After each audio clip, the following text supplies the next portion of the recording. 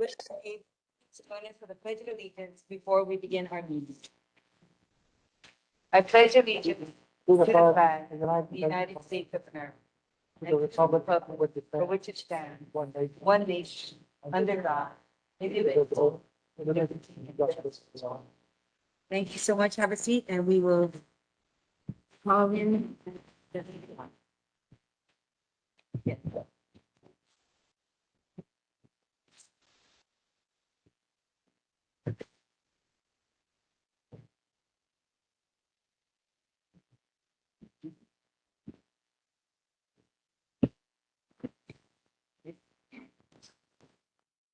The Wahiawā Whitmore Village Neighborhood Board number 26 is called to order.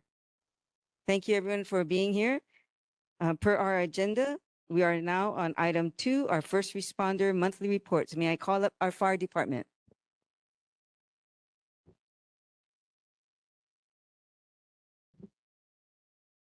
Good evening, board. Good evening, public. Can you hear me? Okay, awesome. These are your neighborhood board report for June 2026.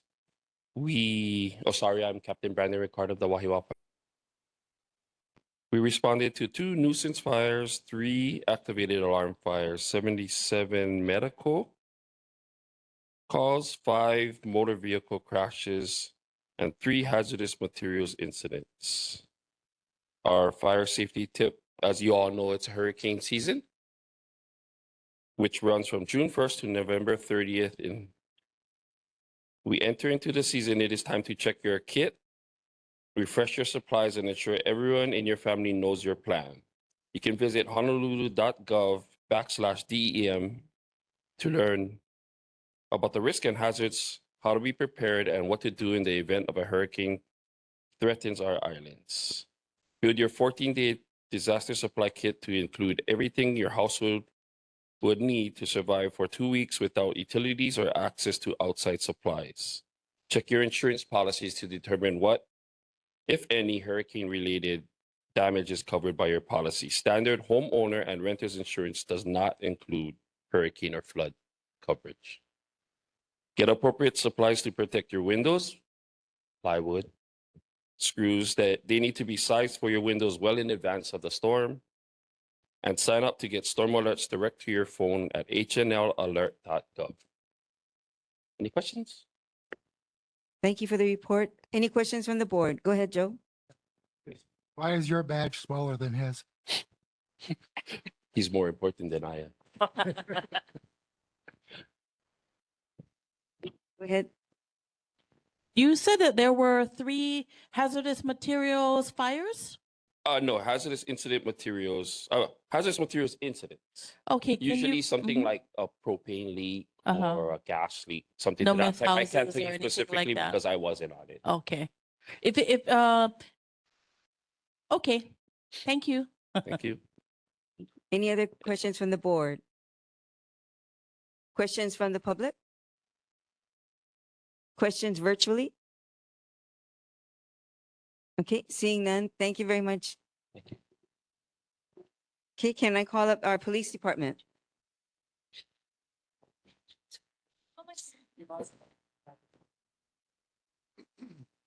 Hi, good evening, everyone. I'm Lieutenant Scott Vieira from the Wahiawā Police Station. I'm the night watch commander. We work from 6 p.m. to 7:30 a.m. I'll go ahead and read the stats for this month. There were 13 assaults. 4 of those cases, juveniles were arrested. And in 3 of those, adults were arrested. So 7 of them basically were solved and adjudicated or went through the courts already. There were 0 robberies. There were 3 burglaries, 5 UEMVs or unauthorized entry into motor vehicles, and 57 motor vehicle collisions. The total calls for service was 1,214.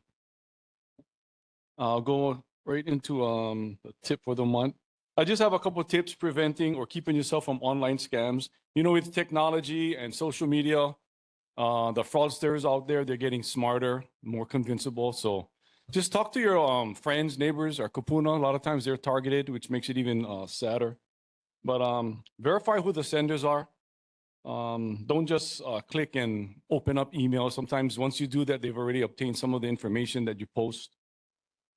A lot of times they're from utilities, Hawaiian Electric, or some of the other Board of Water Supply. I know had some scams. So if you get something like that, an email saying that you owe money, call them, look for their number. So you initiate the call them and see if it's legit. Just watch what you post on social media. Yeah, things that you recently purchased.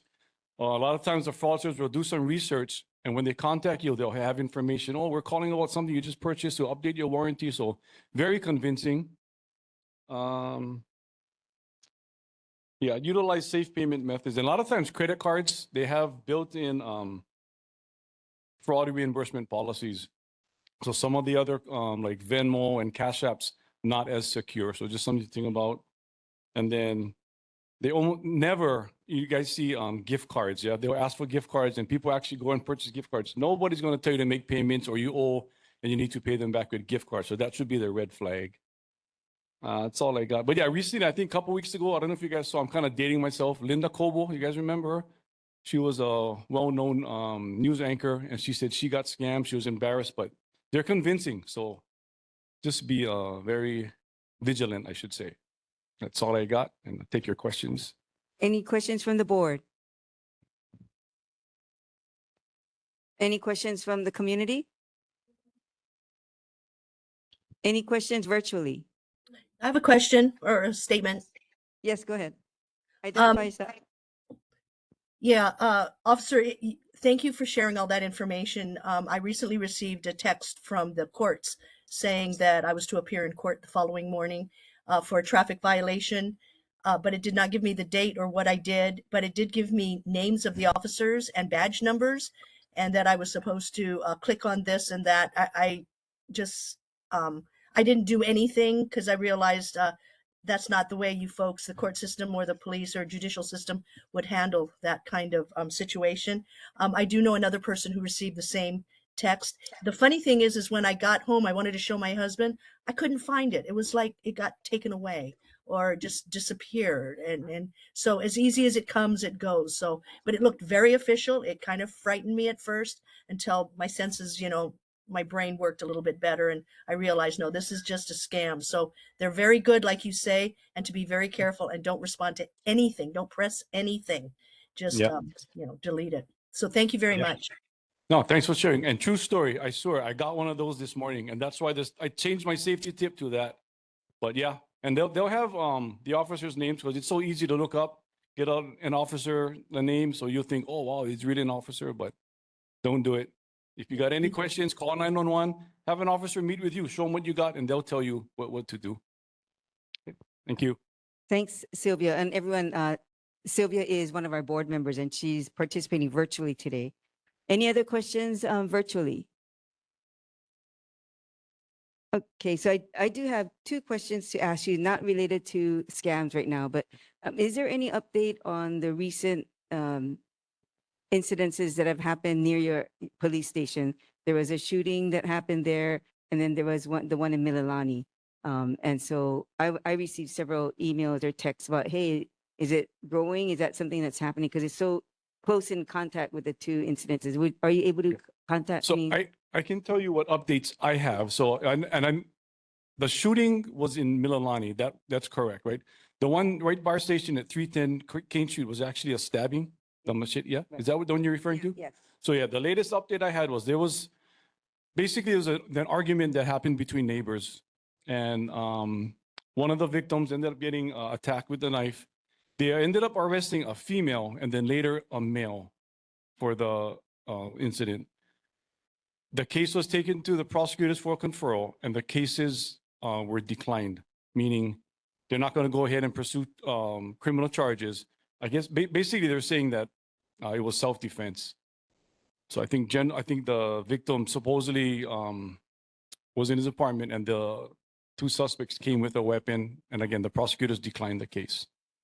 The shooting in Mililani, I can tell you that case was also declined by the prosecutors, as far as I know. I don't know if they're going to refile, but as far as where it stands, Dennis, you got any updates? If they refiled already? Yeah. So both cases, from my understanding, were declined. So I don't think there's going to be any prosecution as of right now. And so those individuals are back at home then? That's pretty much just saying no issues, so back. Yeah, okay, so the one in Wahiawā, that's my understanding. The ones in Mililani, there was the one suspect arrested for the murder, but there was also some juveniles arrested because aside from the actual shooting, there was a robbery that took place. So the robbery cases, I believe, are still going forward. So those suspects will be tried to the court system. Thank you very much. Any other questions? Go ahead. Hi, Officer Vera. Question about the self-defense, because I've been hearing that a lot in the news, like no charges because of self-defense. When does that get decided? I thought that my presumption that you'd go through the court process and then it'd be deemed, I'm watching the movies, like it'd be deemed self-defense at the court hearing, but it sounds like it's happening before that happens. Yeah, so whenever we have criminal cases, like in those attempted murders or murders, we do a initial conferral with the prosecutors. And oftentimes, if there's enough to take the case to the courts, then it goes to court, and then it goes to trial, and then you might get guilty or not guilty. They might do self-defense. So I shouldn't say, yeah, that wasn't. The ruling wasn't it was self-defense. The prosecutors declined the case because there wasn't enough to prove beyond a reasonable doubt that they intended to commit murder. So basically, the prosecutors declined the case. So maybe me throwing the self-defense is what we're assuming. But that wasn't the official ruling, like in a court hearing. I apologize for that. No, but I've been hearing that, like when I read articles, that's what it Yeah, says. again, that's what the media is saying, and that's what they're saying. But basically, the prosecutors got to look at it. If they have enough probable cause, the case goes forwards. If not, it stops at that level. Okay. Thank you very much, Lieutenant. Thank you very much. Thank you. We're good. Any other questions for anyone? Okay.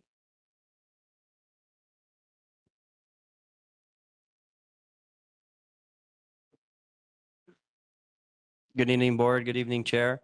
My name is Daniel Michael Gabriel. I just want to second on board member Miss Sylvia. My wife also received a similar text. I did reach out to someone that I know through crew. He kind of let me know there's not too much we can do because a lot of it is generated out of the state. But I'd like to ask if we should be getting to the station and filing a police report and what our steps should be. I yield. Yeah, so if you were a victim or targeted, it's probably better to just document it because a lot of times we get that information, even though we can't identify a criminal. And sometimes the people, there's nothing taken. It was just like what Sylvia reported. She just deleted it. It's probably better to at least make a documented case because it helps with our record keeping. It helps with the statistics. Oftentimes, if there's like a pattern, we see the same ones, maybe the same number, same IP address. It'll go to our CID, and they have a little bit more forensic capabilities. So I'm not saying it always amounts to something, but yeah, even if you don't want to prosecute or it seems really weak, I would go ahead and report it. It doesn't hurt. It doesn't hurt. That makes sense. Thank you very much. Any other questions for HPD? Okay, seeing none. Thank you very much, Lieutenant. Thank you all. Have a good evening. You too. Moving on to our monthly reports. Coming up is Congresswoman Jill Takuta's office. Nope. Nope, not here. I don't see her. Okay, we're gonna move on. And if we make contact with Nicole, we'll get back to her. Okay. From the Army, we have Lieutenant Lexi Cox. It's still Lieutenant Gogol. Okay. Thank you. Go ahead, Lieutenant. U.S. Army Garrison Hawaii will be holding a hiring fair on June 24th at the AMVETS West Oahu Veterans Center, beginning at 8:30 a.m. and ending at 2 p.m. Training in East Range with small arms blank fire will begin starting tomorrow and continue for the rest of the month, just not on the weekends. And there will be artillery, mortar, and demolitions training on the 18th and the 22nd through the 23rd. For any concerns, please call our community concern line with U.S. Army Garrison at 808-787-1000. 1528 or usag.hawaii.comrel@army.mil. And then to answer some of the questions that we got last month, we had a question about getting kind of a report about where exactly the prescribed burns took place last month, the terrain, plants, animals, and specific location. The U.S. Army Garrison Hawaii has a environmental task force, but they've been in and out of the field since last month. So as soon as they're out of the field and can finish fully the report, I'll send that over to you, Chair. We had a question about if the burns did get out of control, would Garrison have informed the community? They would have informed the community the same way via social media and their other methods. But the prescribed burns did remain under control within designated burn boundaries throughout the operation, and the burns were actually completed in 1 day. Trained fire management personnel continuously monitored weather conditions, fuel conditions, and fire behavior to ensure the fire was contained safely and according to plan. While community members likely saw some smoke while the burn was active that day, the fire was fully extinguished by that evening. There was a question if there was a timeline or plan that was in place to clear any unexploded ordnance within Schofield Barracks. The identification and removal of unexploded ordnance within Schofield Barracks is an ongoing process that is conducted as mission requirements, safety considerations, and available resources permit. U.S. Army Garrison Hawaii continues to assess and prioritize areas for unexploded ordnance when areas have been identified and removal is necessary to support safety and environmental stewardship. And then we had a question about artifacts and cultural sites that are on Schofield Barracks and if they were being affected by the prescribed burning. Prescribed burns conducted within Schofield Barracks West Range are carefully planned to reduce wildfire risk, improve ecosystem health, and maintain safe training areas. These burns take place primarily in restricted areas where public access is limited for safety reasons. Traditional Hawaiian cultural sites and artifacts within West Range are generally constructed of stone and have not experienced damage from prescribed burns. In many cases, prescribed burns help protect and preserve cultural resources by reducing invasive vegetation, improving visibility of sites, and creating safer conditions for inspections and documentation. Following prescribed burns, U.S. Army Garrison Hawaii cultural resources personnel inspect known cultural sites and coordinate with appropriate partners to assess conditions and identify any concerns. Prescribed burns are an important land management tool that helps reduce the risk of larger, more destructive wildfires while supporting the long-term stewardship of both natural and cultural resources. Thank you. Any questions from the board? Yes, go ahead. Hi. Is the Army doing anything for 4th of July? I believe MWR has posted on their social media, and I believe the Garrison has as well. I know they're having like their traditional 4th of July event. I don't know what the specifics are, but I know that they have posted it on their social media. Go ahead, Yvonne. Aloha, Lieutenant. So just following up on what you shared about the U.S. Army Garrison's task force, and just also following up on my question from the last meeting, more of a request from the last meeting, seeing if there's any historical evidence or papers that you folks can disclose and share as to like the need to continue having prescribed burns in those areas. If that could also be included when you send the task force report, that would be really helpful. Yeah, that's on their list of things that they're going to include in the report. Okay, thank you. You're welcome. Any other questions? Oh, TJ? Hi, aloha. Thank you for the information that you shared. Since that group of people are going to bring back more information to us, I'd like to know when the prescribed burns are completed, how are they working to ensure that the land becomes, that the area gets watered and that the grass can grow again there? Because as we know from reports that have surfaced, the areas where the prescribed burns were also areas that did not have anything to hold back the rain during this last Kona low, because we spoke about that the last time. When the prescribed, when those areas are burned and it doesn't come back quickly enough, there isn't any vegetation to hold back any of the soil or anything like that that can come down. And during this last two Kona lows, and also in January, we saw quite a good amount of rain. And that I think, I'm not sure, but from what I'm seeing, that was one of the contributing factors to why Otake Camp and the Kaukonahua Stream area was flooded. So if you could have them bring back information about that, it would be good, because I'm sure the prescribed burns are going to continue, and we certainly don't want to see any more destruction by the next set of rains that may come from that area. I And will you're have welcome them to reach include out that to in me. their report. Yes, thank you. Any other questions from the board?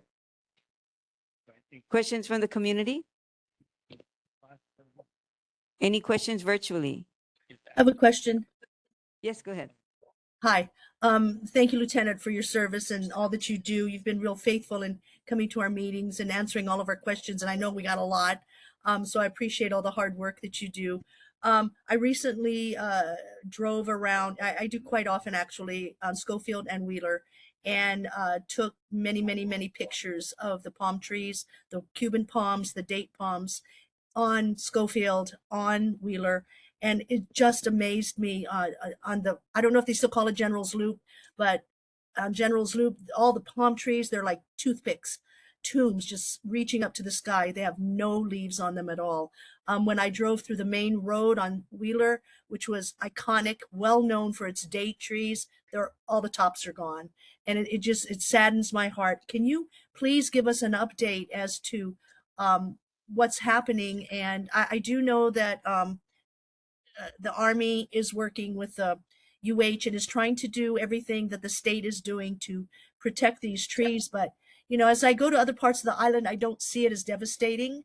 I have visitors here, and so I've been traveling the island a lot, showing them around. And I don't see this devastation on other parts of the island as much as it is here in the Central Plains of Wahiawā, Schofield, and Wheeler.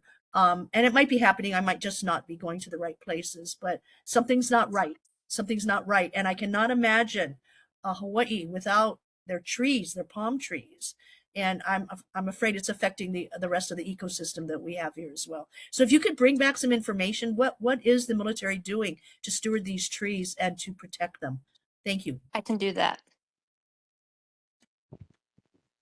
Lieutenant, if I can just dovetail off of what Sylvia said, you know, we previously petitioned, if you will, for more care for our coconut trees, any of our trees locally here.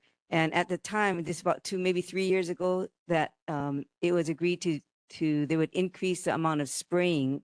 So is that still happening, or did that stop? And maybe if they stopped it, is that what's causing the trees to be impacted? I can ask that specifically as well. Yeah, thank you very much.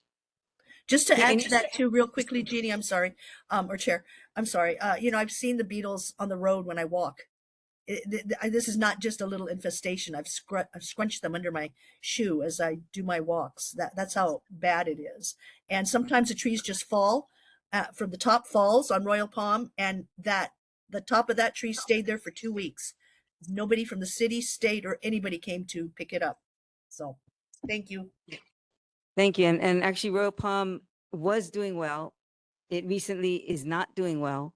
In fact, if you go on Royal Palm and you and I go through that area, there's at least 3 trees that are just bullowhead, if you will, if you don't mind me saying it. So it was getting better, and it seems to be getting bad again. So thank you very much, Sylvia. We'll both follow up on that as well. Yeah, thank you. Yeah.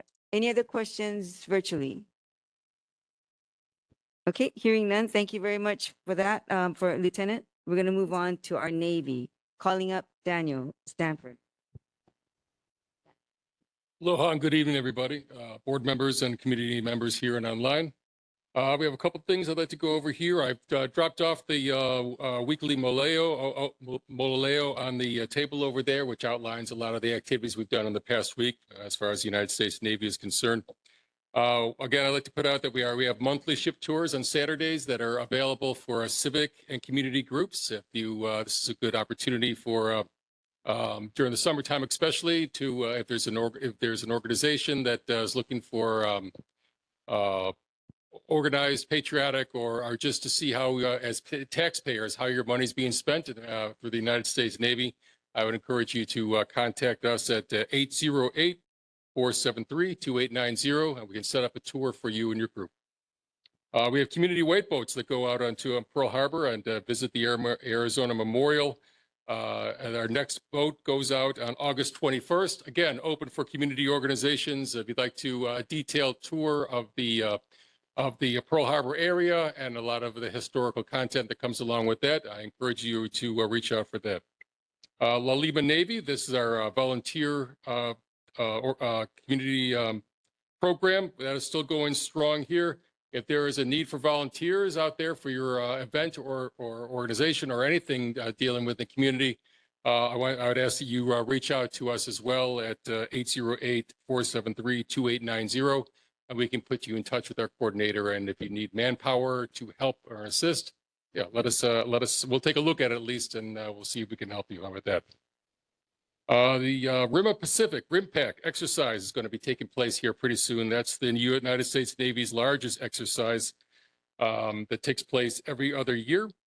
We have 31 nations coming in for this particular exercise with 40 surface ships, 5 submarines, 140 aircraft, and 25,000 personnel.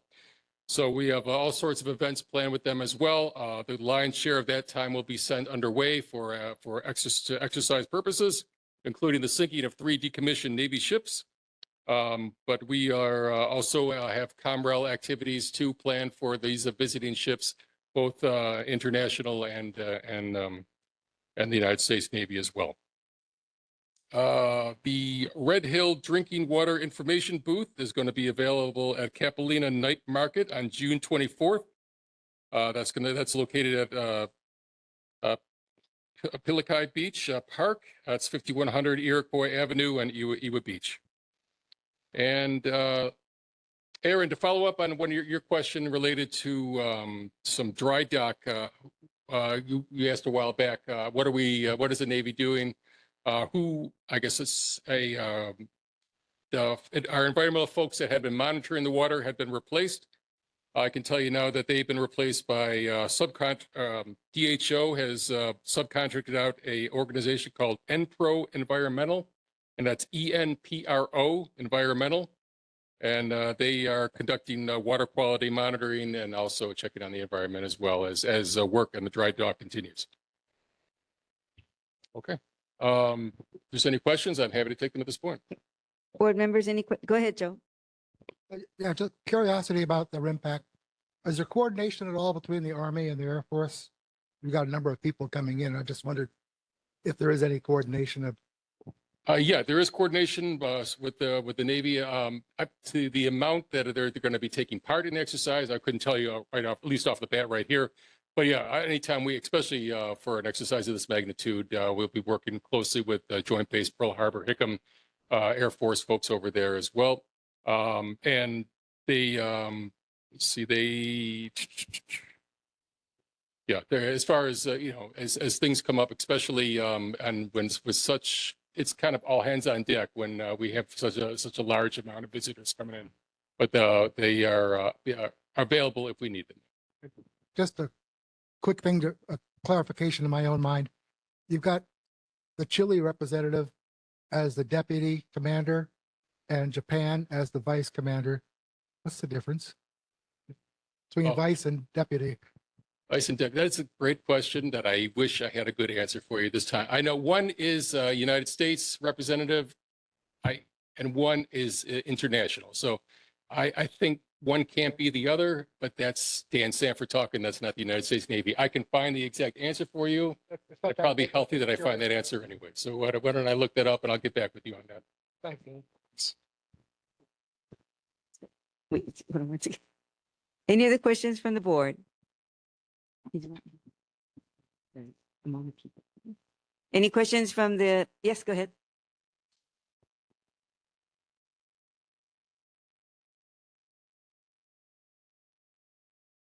Aloha Board, aloha Chair, Rin Lenchenko, Whitmore Village resident.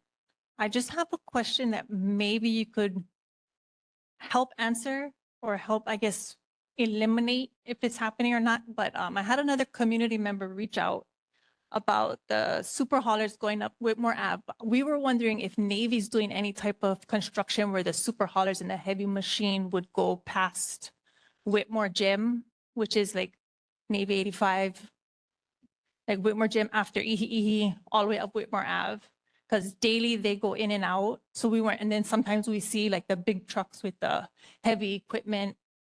But then she was also concerned because if they were dumping the smell from the North Shore in the super haulers, like we weren't sure like what's happening with the super haulers. So we just wanted to get clarification if the Navy is doing any type of construction up at the top or Saipan. Thank you. Let me look into that. There could be another military organization here, but I can try to run that down and tell you which one, if it is military at all. Okay. But Daniel, if they were hauling up there, they would have had to have a permit, right?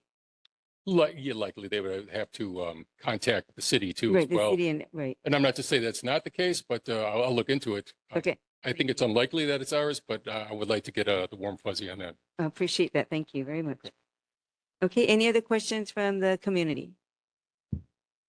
Okay, and virtually, any questions for the Navy? Okay, no, I think you're good, Daniel. Is that No destroyer tenders of submarine tenders in port, we can go look at. not currently, but we'll keep an eye out there. Yeah, You'll be you- the first I'll notify. Couldn't- All right, I thank you think for your you're time, good. everybody. Thank you very much. Okay, we're gonna move on to government agencies, Board of Water Supply, Nicole. I don't see- Board of Water Supply, Nicole. I don't see it. Okay. Okay, if she comes, okay, and State Department of Transportation, I don't think we received a new representative, but we do have the, oh, there he is. Okay, I was like, I was looking for your name. Come on up. Thank you. I was looking, where's his name? Thank you. Hi, Chair, members of the board. I'm Bob Stelmacher, representative for Hawaii DOT. Thank you very I'm much. here to answer any questions you have. Chair, we spoke briefly through email.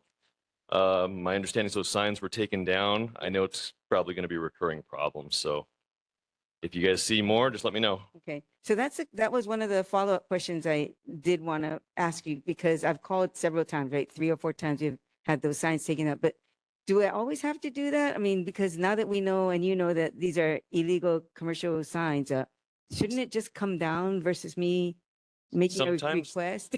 Sometimes the district guys, they see it and they kind of self-report it, but I don't live in this area and I don't frequent up here. So if you guys can let us know, Okay. that's the best way.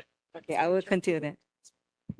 Oh, I'm sorry, but for the, we, a couple months back, there were signs along the exit 8 when you're coming in. And so as you're coming down into Wahiawā, there's a fence there and there were 2 banners up. One was for renting Bubba's cars and the other one was for the, it was a drinking, what was it called? The drinking boots and beer. So there was a banner there. There are 2 banners there. And then on the opposite side, if you're heading out of Wahiawā and you're on Kamehameha Highway and you're going on the on-ramp, right on the fence there under the, it had the same 2 boots and beer and the other one. So that's been going on. I want to say at least probably 4 or 5 times I've called your guys. So I just want to stop that because it's illegal. Basically, it's, those kinds of banners are illegal on streetways. And on top of that, it was promoting drinking beer. And so, which is not a good combination. So That's what that was about. So any other questions for our new representative? Yes, go ahead. Thank you for being here. Two things. One, I've noticed not only in Wahiawā, but a lot of the highway, when I drive into town, grass is not being cut. I'm along, H2 and so forth. And out here, it's been at least a month. So my question is, how come it's not being caught? I mean, nothing's being done because isn't there supposed to be supervisors that check on these people and so forth? So I got stuck behind the grass cutters and 2 police cars. Joe, use the mic, please. last week, well, you look at the grass and there's tons of areas that it's just not getting cut because it's as tall as I am, so maybe some places are, but not all. And the second thing, oh shoot. I'll get back to you on the second thing. Sorry. Okay, that's a good question. I don't have an answer for you. I can bring this up and I can figure out how recent they go out, how often. It could be affected by how the weather patterns have been lately, if you're noticing it more recently than before, but I can get to the bottom of it and let you know. I mean, it's just not. Use the mic. Okay. Okay, any other questions from the board? Yes, go on, Yvonne. Thank you so much for being here.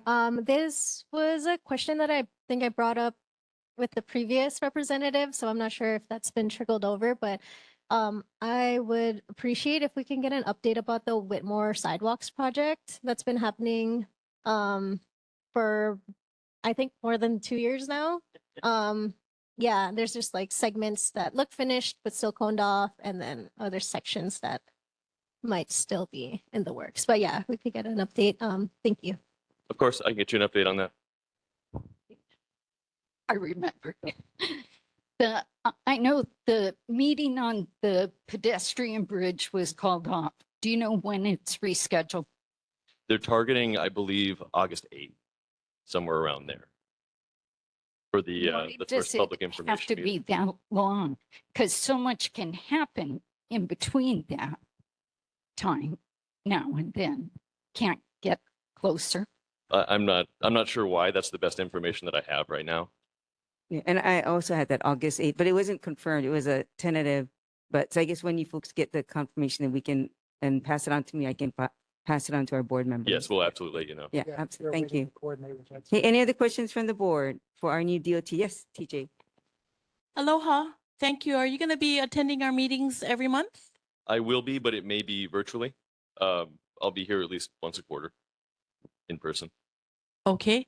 So with respect to the pedestrian bridge, yes, it was canceled, and it has been we're being told that it has been rescheduled, but there is a Google Doc that is going around on social media, and if you want to get that Google Doc, please reach out to me because I am asking the community to share their concerns and their thoughts about the pedestrian bridge project.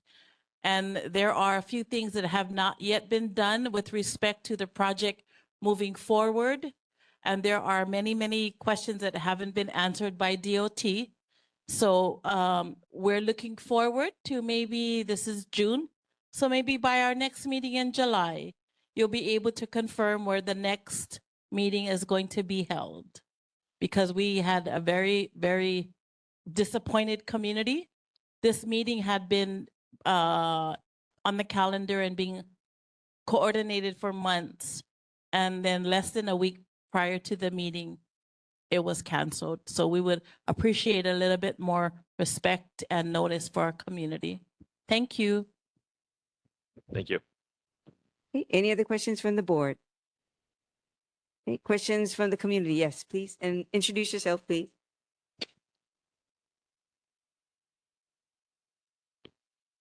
Thank you, Chair. Thank you, Board. My name is Daniel Michael Gabriel. I had a question regarding, I'd like to double down on Board Member Yoro's statement regarding the Safe Sidewalks project. I came to the community meeting when they had the big presentation. I spent a good half an hour to 45 minutes writing very detailed questions, and I never received a response. I'm not putting that on you. I know you're new in the position, but I just like to see if where that paper went, and if I'm just spinning my wheels. I yield. Okay, I'll see if I can try to track that down. But if not, if you could resend your questions, I'd appreciate it. Any other questions from the community? Okay, any questions virtually for our new DOT representative? Okay, seeing none, thank you very much.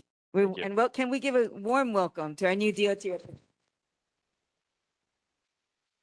And thank you for driving out to Wahiawā. And we'll take it that you might be here one time every 3 months or something, but we'll take it because we appreciate the support and the help. Okay, moving on to our presentations. Item 5 on the agenda, rules of decorum. All participants. Yes. Oh, did I miss one? Oh, I apologize. My fault.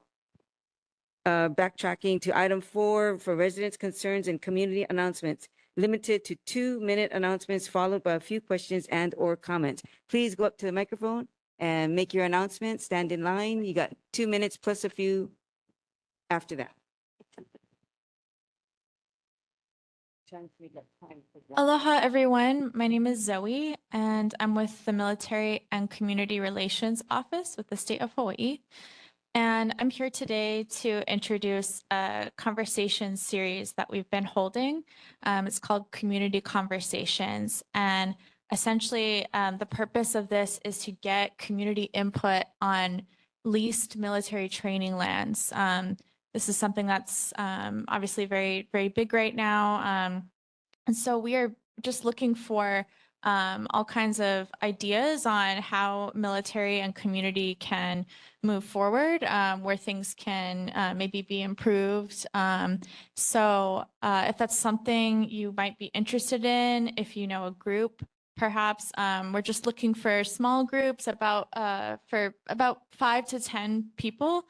If that's something that you're interested in, please feel free to meet with me. I'll be here until the end today, and I'd love to connect with you. Also have like a short survey version. I have a QR code of that or a link that I can share with you if you'd like to give input that way. Thanks so much. Also have it on the screen over there. So anyway, again, feel free to connect with me. Mahalo. Thank you, Zoe. Okay.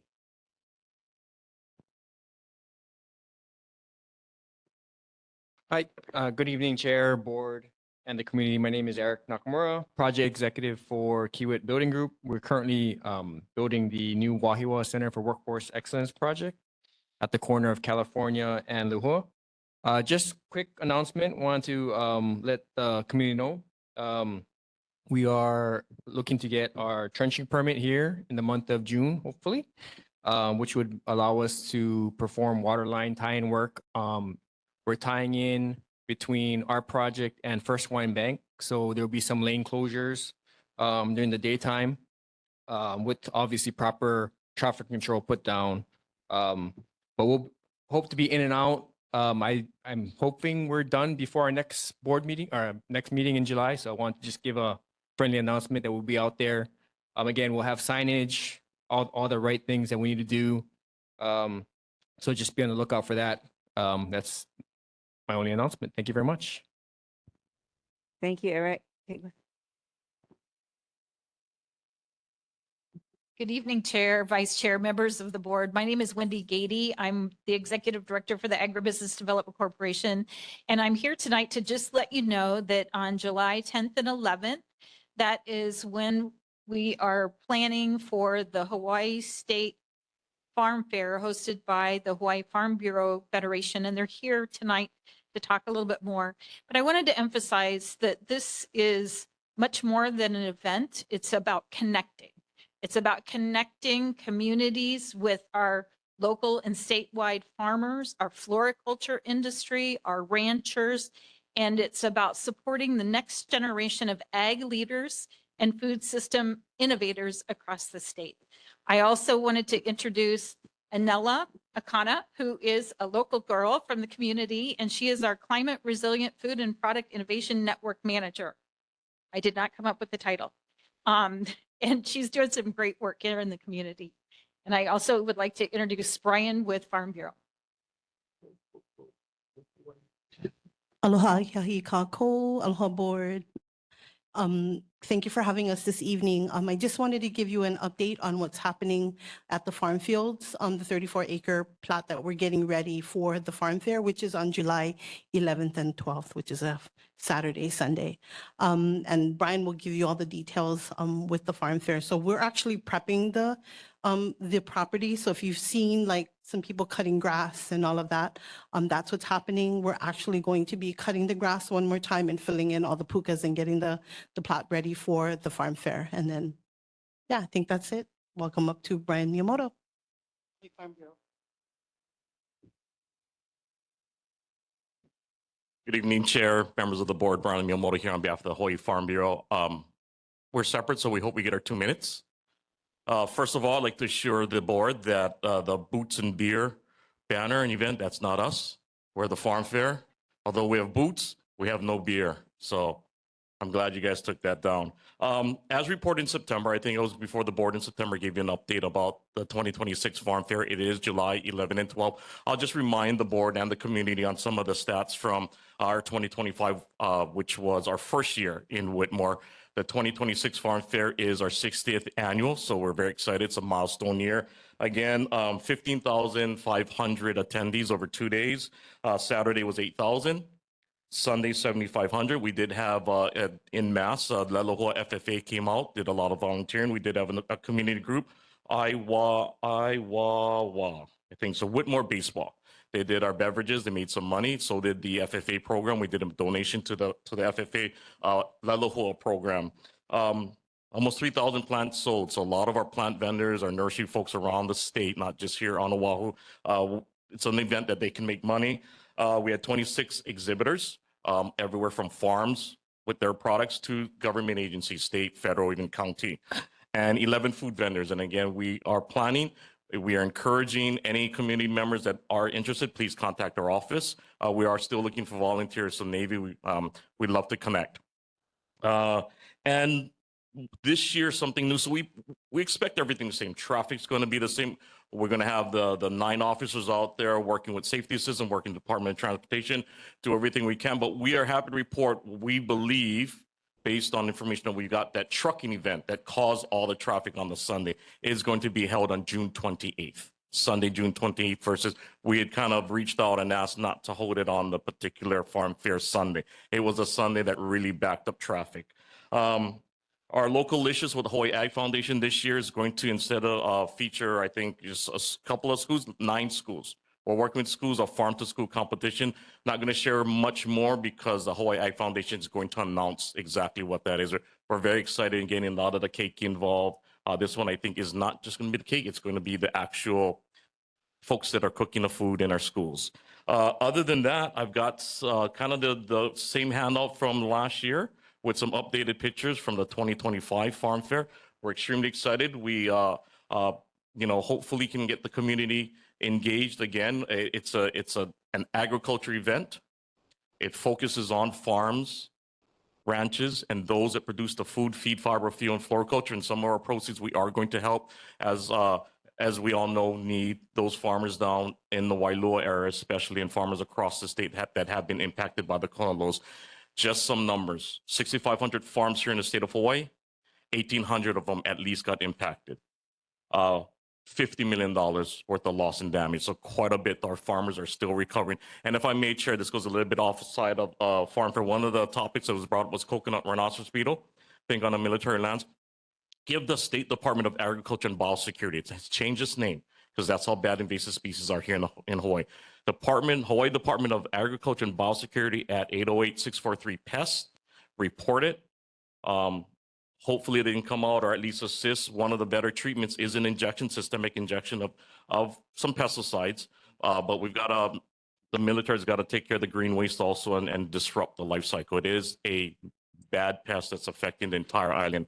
although it just seems like maybe this area, it's all over the state actually. So again, Department of Agriculture would be the lead, or the Hawaii Invasive Species Council, but Department of Ag is where I would suggest that anyone who has or believes they have coconut rhinoceros beetle or any invasive pest, give them a call. That's what their job is. Other than that, I'm here for any questions.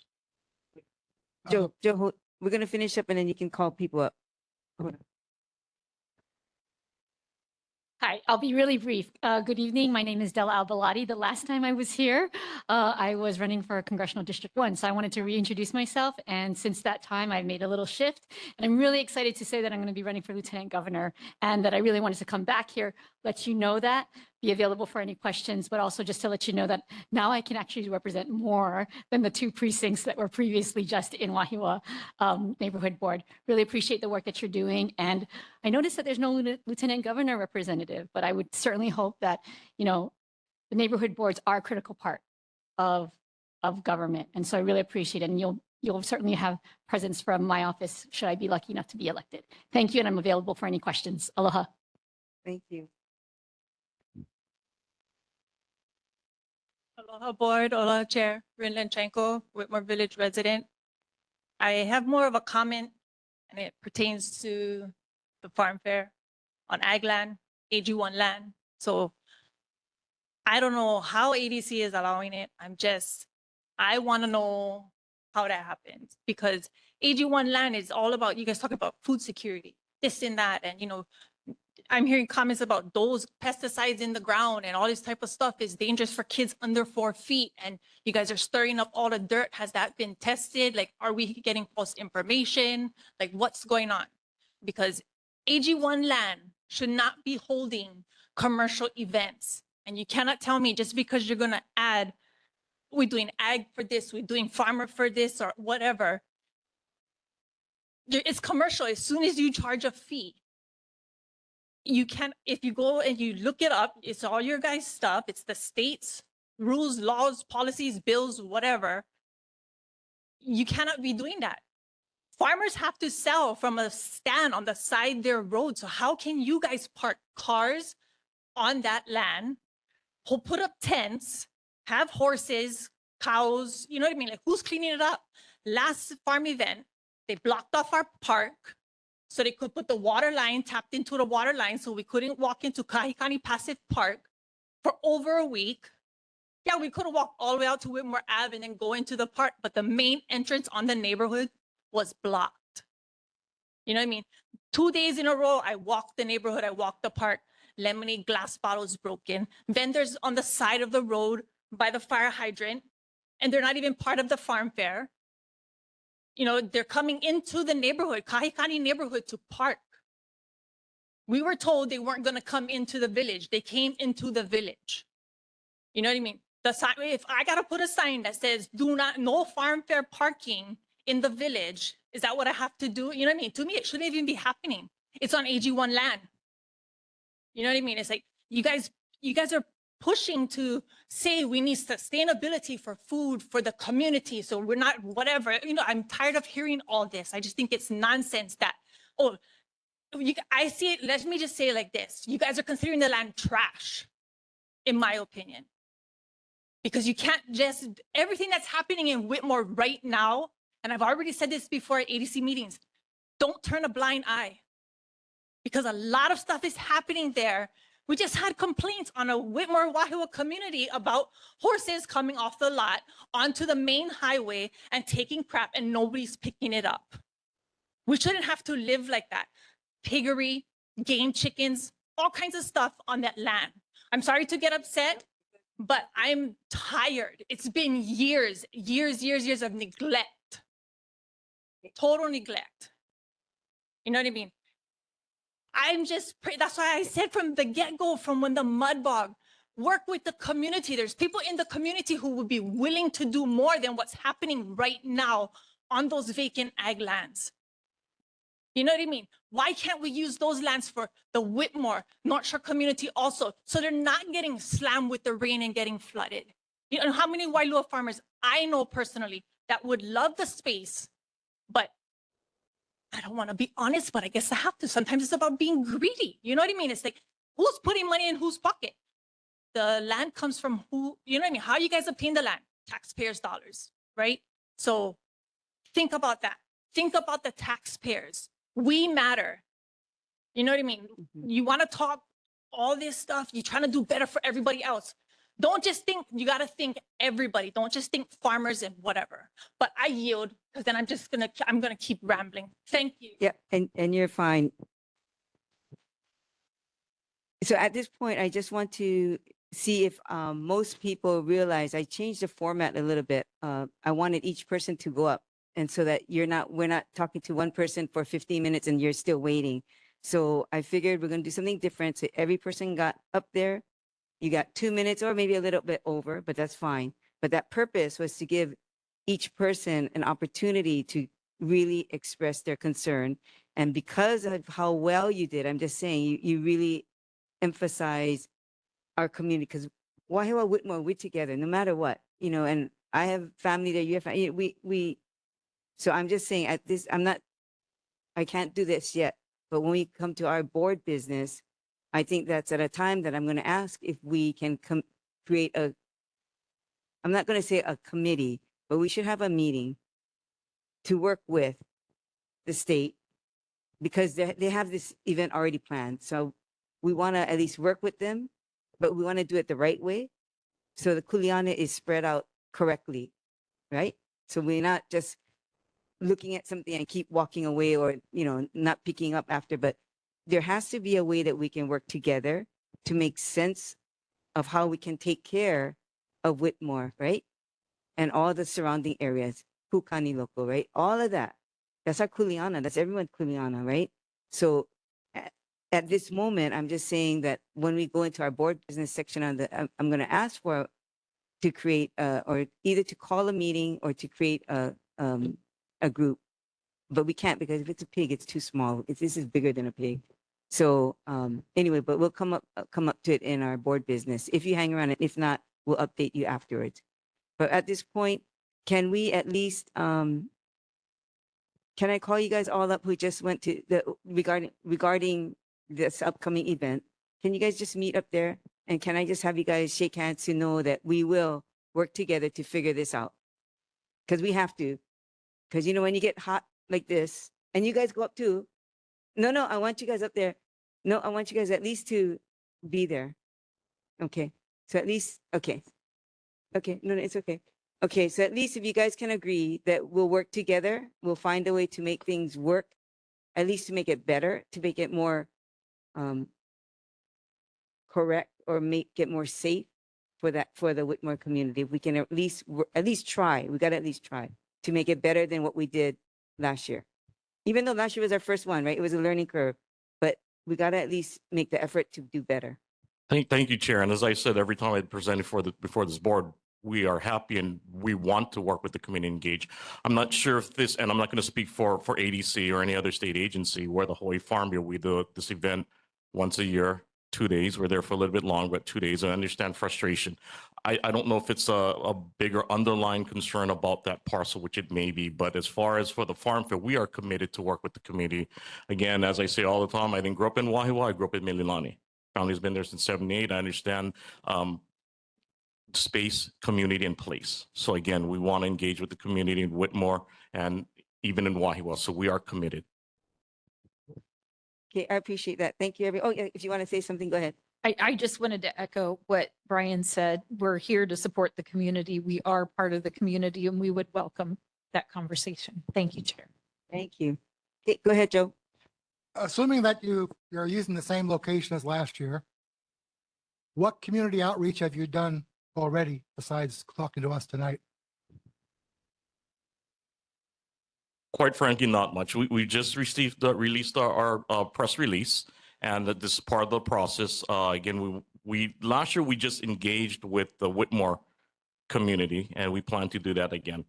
I would suggest very strongly that you engage with them multiple times before July. Absolutely. As Ms. Lanchenko pointed out, there's a lot of mistakes from last year that cannot be happening again this year. Sure. Absolutely. Thank you very much. Thank you, everyone. And I think that you had a comment.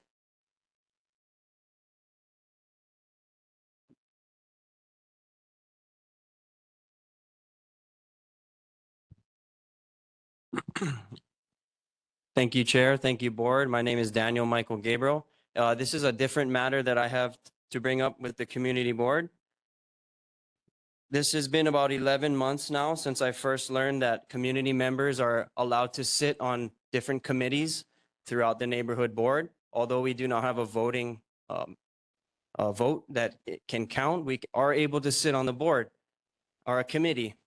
As Hawaii's only certified water specialist through the Water Quality Association, I asked the board and the chair to put in a motion for me to be able to sit on such board for the Water and Land Committee. This was back in July 2025 when I first found out about it from the neighborhood board assistant, Mr. Jeffrey Jones. I heard nothing. I followed up again in November 2025. Eventually, about November 25, 2025, an email thread was started with Chair Nishikawa, as well as Chair Water and Land Committee Chair Yvonne Yoro. It was about setting up a physical meeting to get me in front of this committee and hear what is going on. But the meeting never happened, and the emails had stalled out on December 4th, 2025. The ball was put into Ms. Yoro's court, waiting for a date and a time and a place to do these committee meetings. Nothing has ever happened. And I'm still waiting for a motion to allow me as a community member and a certified water specialist to be on the Water and Land Board Committee with non-voting rights, but being able to listen and have some input to what is going on, and still nothing has happened. And that's what I'd like to address the board and the chair with.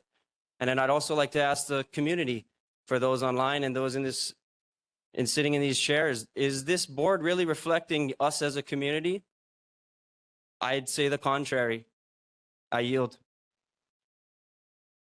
Thank you very much for the update and comments. Okay, anything else? Okay, thank you very much, everyone. We're going to continue on our agenda. We're on item 5, presentations, rules of decorum. All participants at this meeting shall extend the spirit of aloha to one another. There shall be no displays of disrespect to one another. Public comments can be made within the stated time limits and without interruption, unless the comments are offensive and or out of order and are not conducive to civil discourse. Our first presentation is an introduction to the city's Green Recycling Organic Waste, GROW program. Our presenter is Amber Unabia, the recycling specialist from the City and County of Honolulu, Department of Environmental Services, Refuse Division Recycling Branch. Is she on? Aloha Chair and members of the board and the community. Actually, my name is Lei Mahi. I am the acting branch chief for the recycling branch, Department of Environmental Services, the Refuse Division, and I'll be sharing my screen so you can see our presentation. Sorry, give me one moment.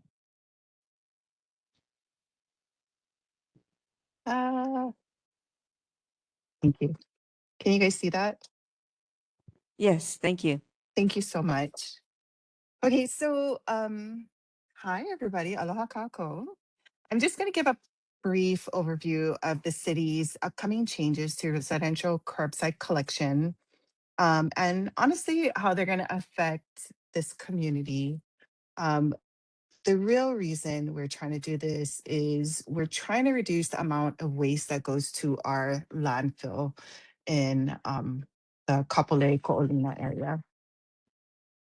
Each year, Oahu households generate about 60,000 tons of food waste. So instead of sending that material to the landfill or to be processed at H Power, we've decided to expand our composting efforts and turn food scraps into a very, very useful resource. We are doing this program also because we want to achieve a goal of 95% diversion rate from the landfill by 2030. The main change for residents, for those of you who are listening today, would be to place food scraps and wasted food into our green compost carts, along with the regular green waste that goes there. So yes, we started our pilot program on April 1st in Waipahu, Nanakuli, Havaikai, Mililani, Kailua, Kalihi. And those were for households who currently receive automated curbside collection, the 3 bins that you see at the curbside. We are going to be expanding island-wide on October 1st. So just as a refresher, what are the things that can go into the green compost cart? The regular things we already see: grass clippings, leaves, branches, hedges, palm fronds, natural Christmas trees. Now for food scraps, the easy stuff: fruits and veggies, and harder stuff that people don't think about: pasta, bread, dairy. When we're talking about dairy, we're really talking about solids and semi-solids, things that are at room temperature. So like cheese, yogurt, but we don't want you to put liquids in the cart. Okay. Also beans, meat, seafood. Yes, I said that right. Meat, seafood, poultry, bones, all that kind of stuff. Put it in there. Leftover food, spoiled food. We want all of that in the green bin, along with coffee grounds and other things, because what it does is it supercharges our ability to make compost. So prior to this, compost could be made anywhere from 12 to 24 months. But now what we're finding is we have a new method, the GORE method. It's an in-vessel system that we have at Hawaiian Earth Recycling, who's our partner in this endeavor. And the food supercharges our ability to make compost. The reason we're here is that what we're finding when me and the other recycling specialists go out is that people are putting stuff in the green compost bins that shouldn't be there, like liquid, or what we see very, very often: paper products, plastic, metal, glass, pet waste, things like that. Even though a product might say that it can be compostable, we really don't want to put it into the green cart at this time. So those are called manufactured compostable materials, MCMs. So we ask you very, very kindly not to put them in. No bags whatsoever, no liquids or things of that sort. Um, so participating is going to be super simple. You can collect food scraps in a sealed container at your kitchen or at your back door, whatever is more convenient for you. And then you're going to put it loosely into your container. So I know we had a lot of feedback from people previously who were like, I don't want to put it in there. Some ways you can deal with that is by freezing it. Some people use baking soda to get rid of smells. Honestly, what we've been finding when we open the lids at 4 in the morning is just no smells. We're not really finding too many things. Just know that if you leave your lid partially open, you might allow pests in the bin, and that's probably not a good idea. So as much as possible, try to keep that lid closed. Also, again, we don't want to use any type of paper bags, plastic bags, or liners in the carts. For those who prefer to drop off food waste, you can totally do that. Wahiawā location of Hawaiian Earth Recycling. There's a QR code there. It's at 65-1101 Vilikina Drive in Wahiawā. There's no charge, but you have to be in your privately owned vehicle, no commercial vehicles. Okay, you can drop up to 2 times a day. Just as a reminder, we are not allowing any type of food to be brought to our convenience centers or transfer stations because we are not licensed to receive those type of items by the Department of Health. So the collected material is going to get processed at HER, which is then going to be used by homeowners, landscapers, agricultural users. We are, as I mentioned earlier, monitoring in our pilot areas just to see if we can improve the program. I'm going to be honest with you, the green waste gets commingled sometimes. So if you're wanting to and willing to, please feel free to start putting your food scraps into your green compost bins and see what works with your lifestyle. If you have any questions, please feel free to contact us. We have all kinds of materials. We're doing informational sessions, and we will be doing one in this area soon, probably closer to the end of summer, and definitely before the October 1st start date for Grow. Also, we have information on our city social media channels. And you can definitely just call us. The phone number is 768-3201. That's a direct line into our recycling branch. And I just want to thank everybody for their time and attention. Honestly, we are here because we're trying to reduce the amount of waste that's going to the landfill, increase composting, and also like extend the life of the landfill that we currently have. There are representatives from HER here in the chat who are attending today, and also part of my staff. So please reach out to us if you have any questions, and I yield the floor. Thank you very much. Thank you for the report. Any questions from the board? Yes, go ahead, Joe. What is the date that this is starting, or is it already underway? Yeah. The pilot program has started. Officially, we're going to go island-wide on October 1st, so in the fall. However, if you're like raring to go, we encourage you to go ahead and start putting it into the green compost bins that we have. We're just not monitoring in those areas. We are only monitoring in our pilot program areas currently. Thank you. You're welcome. Hi, thank you for sharing tonight. Commend the effort to recycle more. In Wahiawā, we have a lot of narrow streets, so the automatic waste pickup doesn't happen, for example, on my street. So I only have the regular black bin. And you mentioned that I could drop things off at the in person at the Hawaii Earth Recycling. Is there going to be any effort though to expand recycling to those streets that don't have it? Because that's probably when you won't get to your 95% threshold if you don't reach more streets.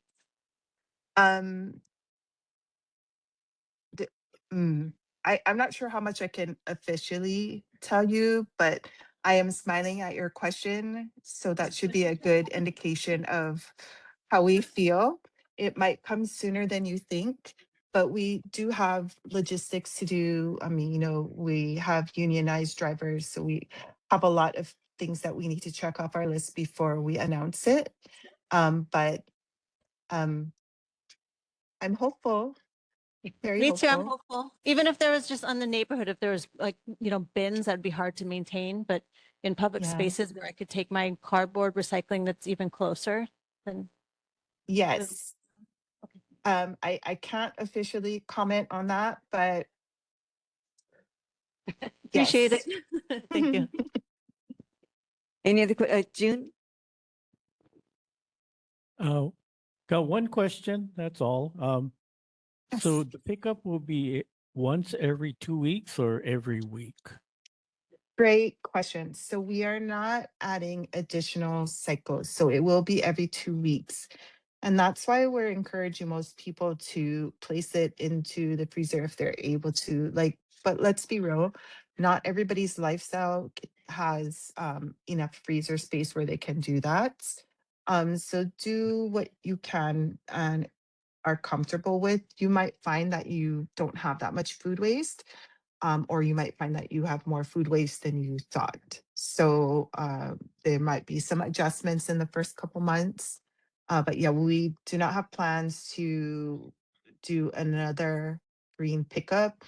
And honestly, the logistics of it would be really difficult for us to do that. Okay, any other questions from the board? Questions from the community on this new project? Yes, go ahead.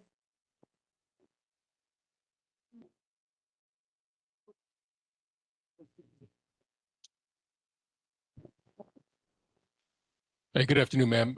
Was this program also going to be available on military bases and on military housing? Great question. Right now, the curbside, it's our Opala. So whoever the city and county services will be able to participate. So there is some military housing specifically like in the Salt Lake area, but because we're not allowed to go on military bases, they will not be able to participate there. Is that something, perhaps a conversation we could have maybe in the future about allowing you on base or the program on the base? That's a great question. I would probably defer it to people who are not in my tax bracket, but a higher tax bracket.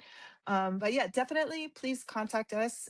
We can probably put you in touch with people who could start those conversations with you. I'm just not one of those people. I apologize. Okay. Thanks for your time. Appreciate it. Mhm. Thank you. That was a great question. Any other questions? Yes, come forward.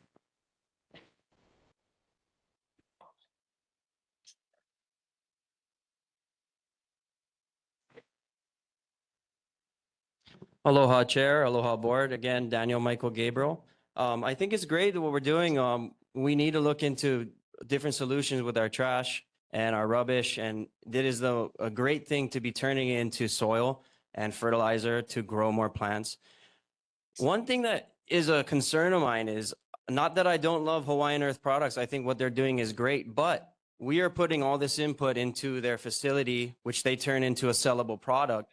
How do we get back anything from that program? As donators of such green waste, food scraps, can we come and pick up free compost, free soil for our own gardens? And another question I'd like to ask is, was it ever thought to maybe we do a smaller, more grassroots approach? For example, I'm a beekeeper, so I understand ecology and the rarity of having these resources. And I also keep my own worm farms so I can grow my own crops and make my own fertilizer. Was it ever thought that maybe we could start people with worm huts and go on that route, especially in a community like Central Oahu, where a lot of people do grow things in their farm, on their own land, and eat off of their own land? Thank you. I yield. Thank you so much for those questions. They're very thoughtful. So first of all, we do have an agreement with Hawaiian Earth Recycling. They do have a free mulch pile. It's help yourself. So you go to the facility, you bring your own container, buckets, whatever. You fill up your own, and you can take it off with you. We're very lucky in that we do have that available. You're correct. They do have other products for sale, but there is a free mulch pile there that you can take from. So I hope that addresses your first issue.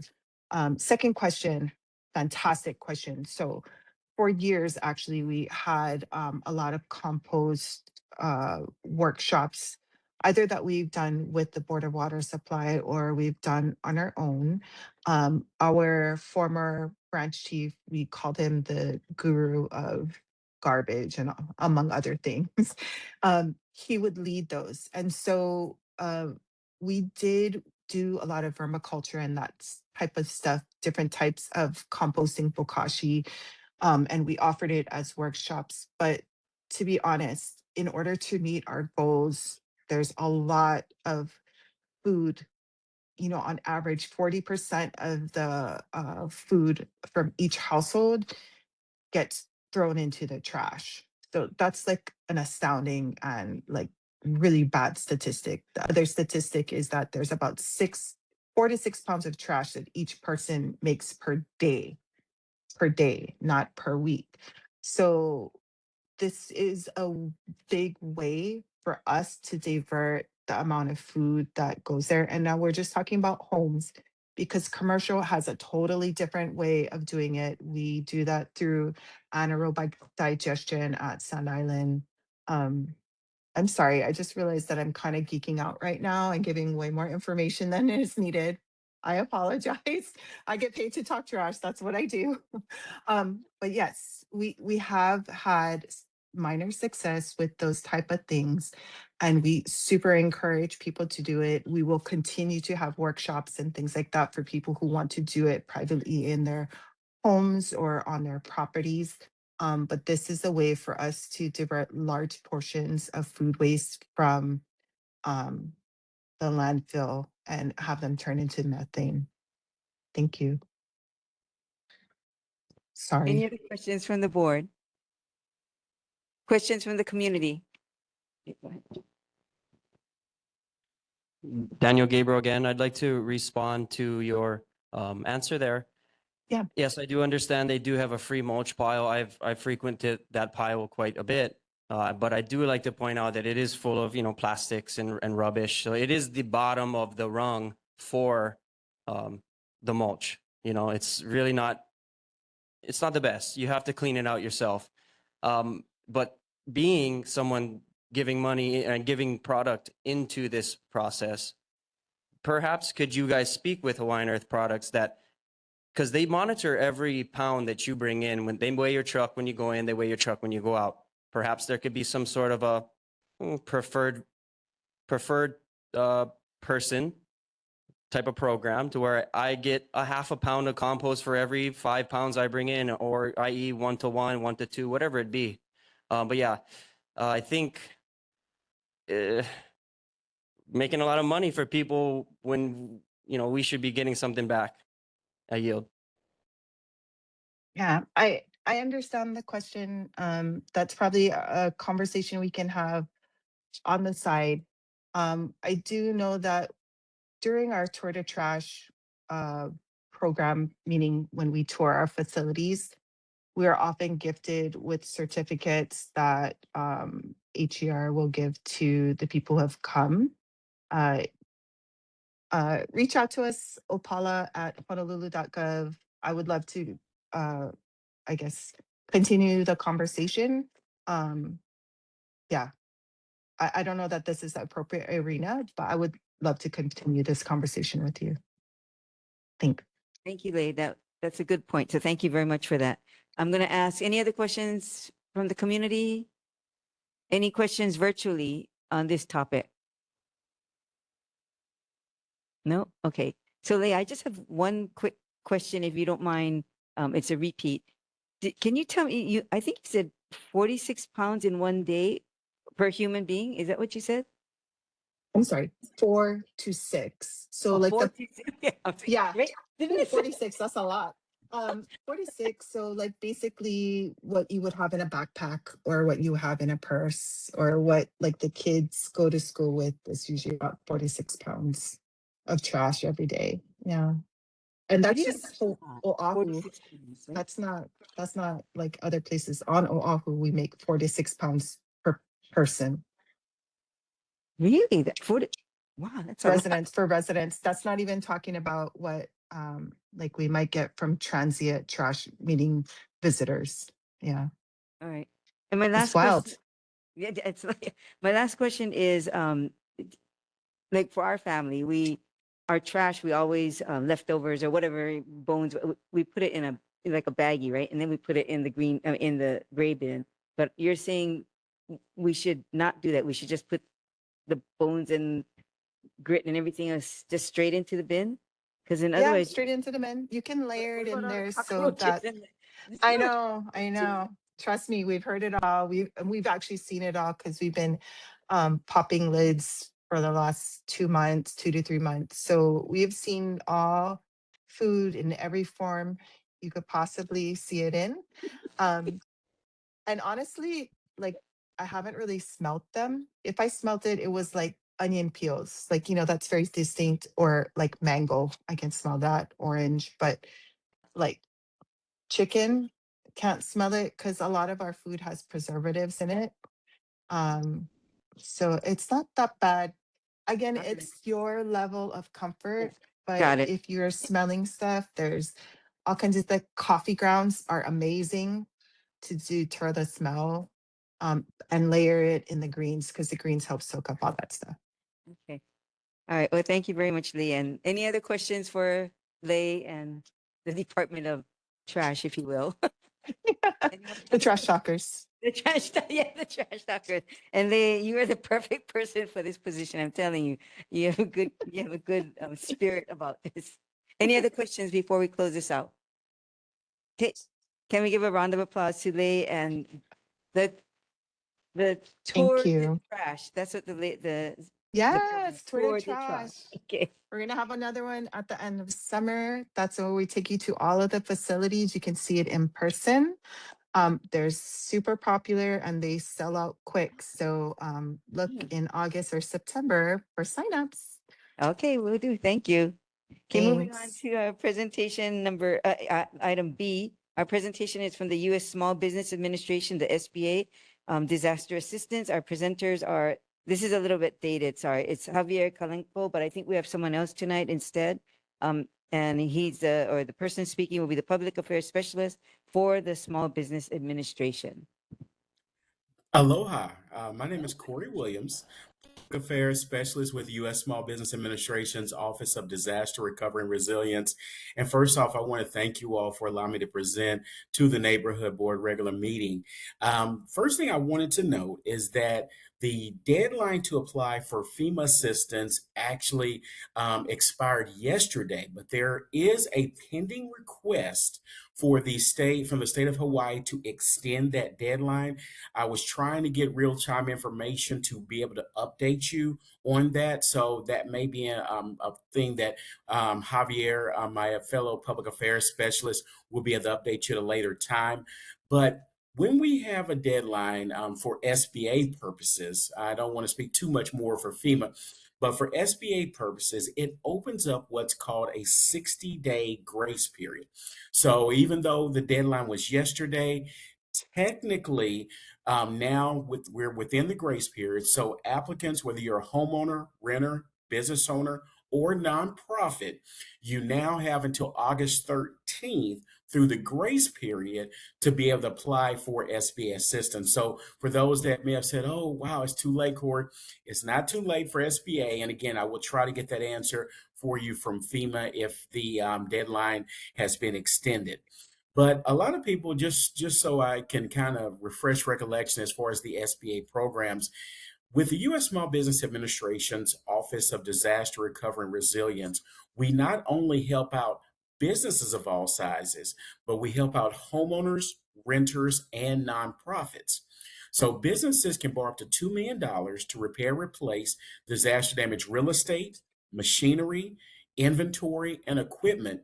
But the most important thing I would really emphasize for any of our businesses in the Honolulu area or anyone impacted by like Wahiawā, some of those areas, is the need for working capital. During the Kona low, many businesses may have been shut down for a period of 3 or 4 days. And so for a Starbucks, for a Pizza Hut, for a Walmart, that's easy to recoup 3 or 4 days of business.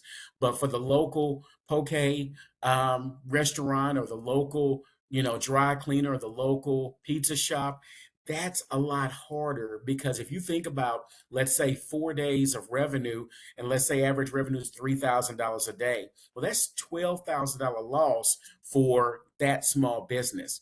And again, for a Walmart, for Starbucks, that's easy probably for them to recoup. But for what we're trying to focus on is our small businesses to be able to help them recoup during this recovery period. And they can take an actual economic injury disaster loan, working capital loan for up to $50,000 unsecured. $50,000 unsecured is the threshold. And keep in mind that there's no payment due for an entire year.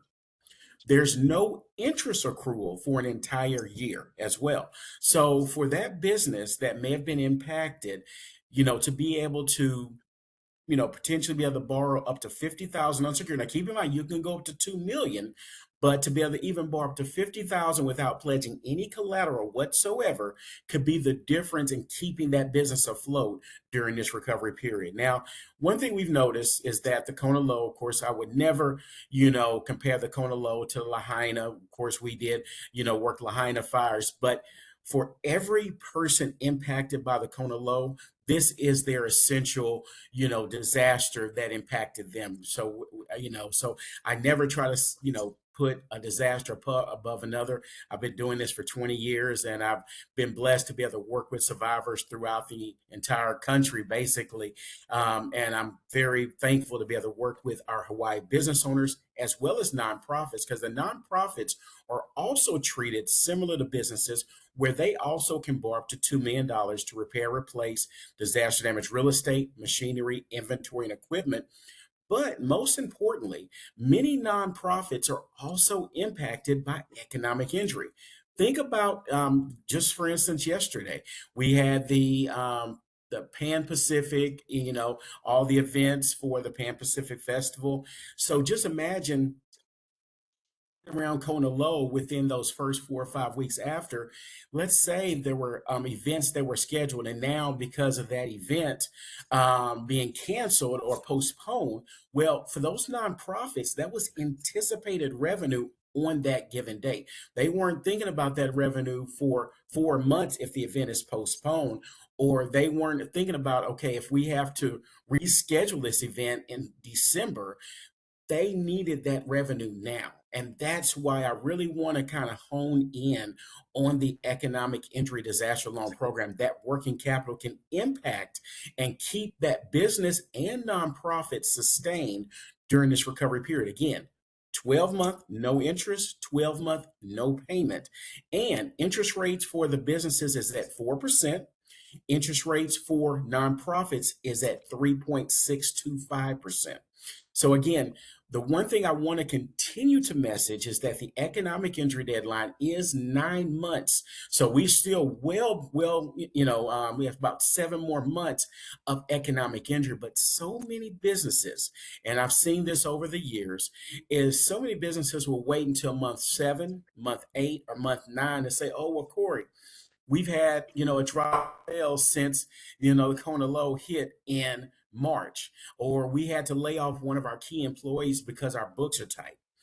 All those are signs of economic injury. And that's why I always want to make sure that we be proactive in pursuing the economic injury disaster loan program, because we can see, any kind of water in a building. We can see a roof that was maybe destroyed by the Kona Low. But the one thing most businesses and nonprofits don't see: canceled events, not being able to make accounts payable, not being able to make the monthly mortgage or the monthly lease obligations.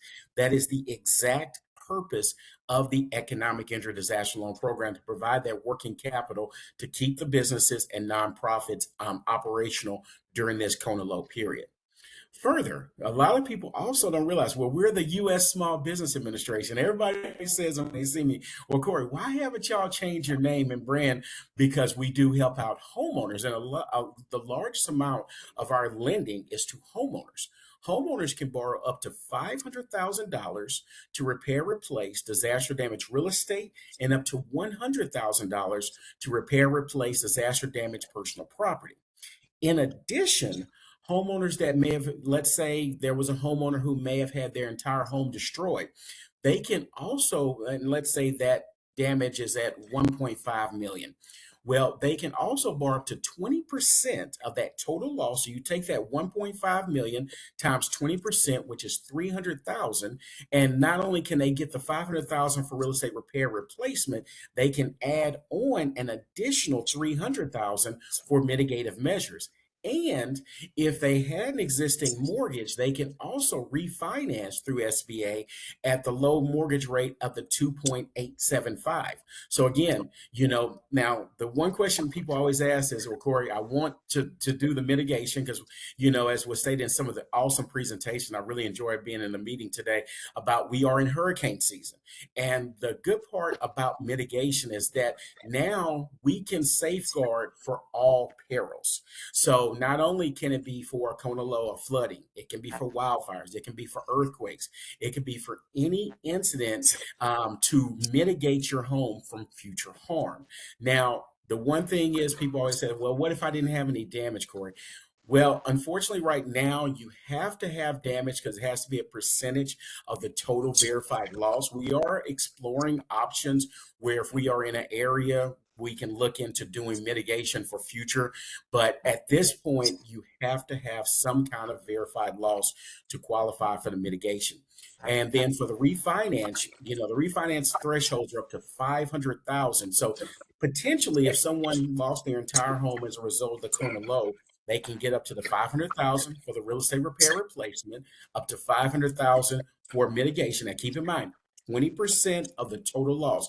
So for them to maximize that, they would have to have $2.5 million value to be able to qualify for the full 500,000, and then they can qualify for up to 500,000 for the refinance. Now, refinance as well as mitigation is contingent upon actually having damage to the home. So if you don't have any damage to the home, then there's no, unfortunately, there's no eligibility for any kind of refinance or mitigation. But again, interest rates are as low as 2.5. Again, no payment for 1 year, no interest accrual for a year. And then our renters can borrow up to $100,000 to repair, replace disaster damaged personal property, which would include any vehicles that may have been destroyed as well. And again, same interest rates, 2.875, no payment for a year, no interest accrual for a year. So I strongly encourage you to look into, if you haven't registered with FEMA, because keep in mind, FEMA runs a grant program, money that you don't have to repay back. And the one thing for me, being a 20-year professional with U.S. Small Business Administration, I always want anyone impacted to see all the disaster benefits that may be available to them. So I encourage you to register with FEMA as well as to apply for SBA. And keep in mind that even if you're approved for SBA loans, you're under no obligation to take the loan. But the one thing that you can do is, if you're waiting for insurance recovery, since you don't have a payment due for a year, and since you actually have no interest accrual for a year, this could be that opportunity to wait out the insurance. So when you get your insurance check, if you say, Corey, I think I'm good, I want to go ahead and just pay the SBA loan off, my insurance took care of me. Now you've been made whole, and you were able to use the SBA funds how you see fit to be made whole.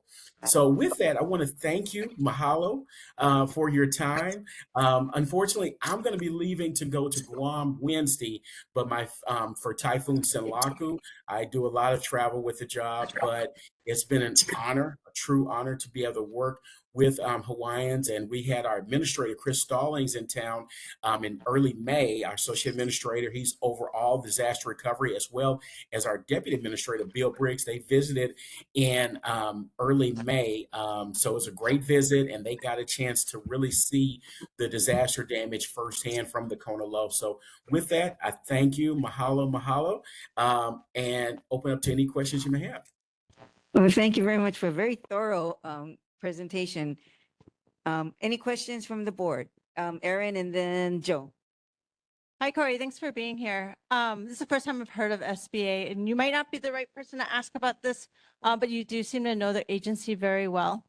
So there was an executive order in the past, I just kind of did some deep diving, that allowed for, if people could circumvent the permitting process.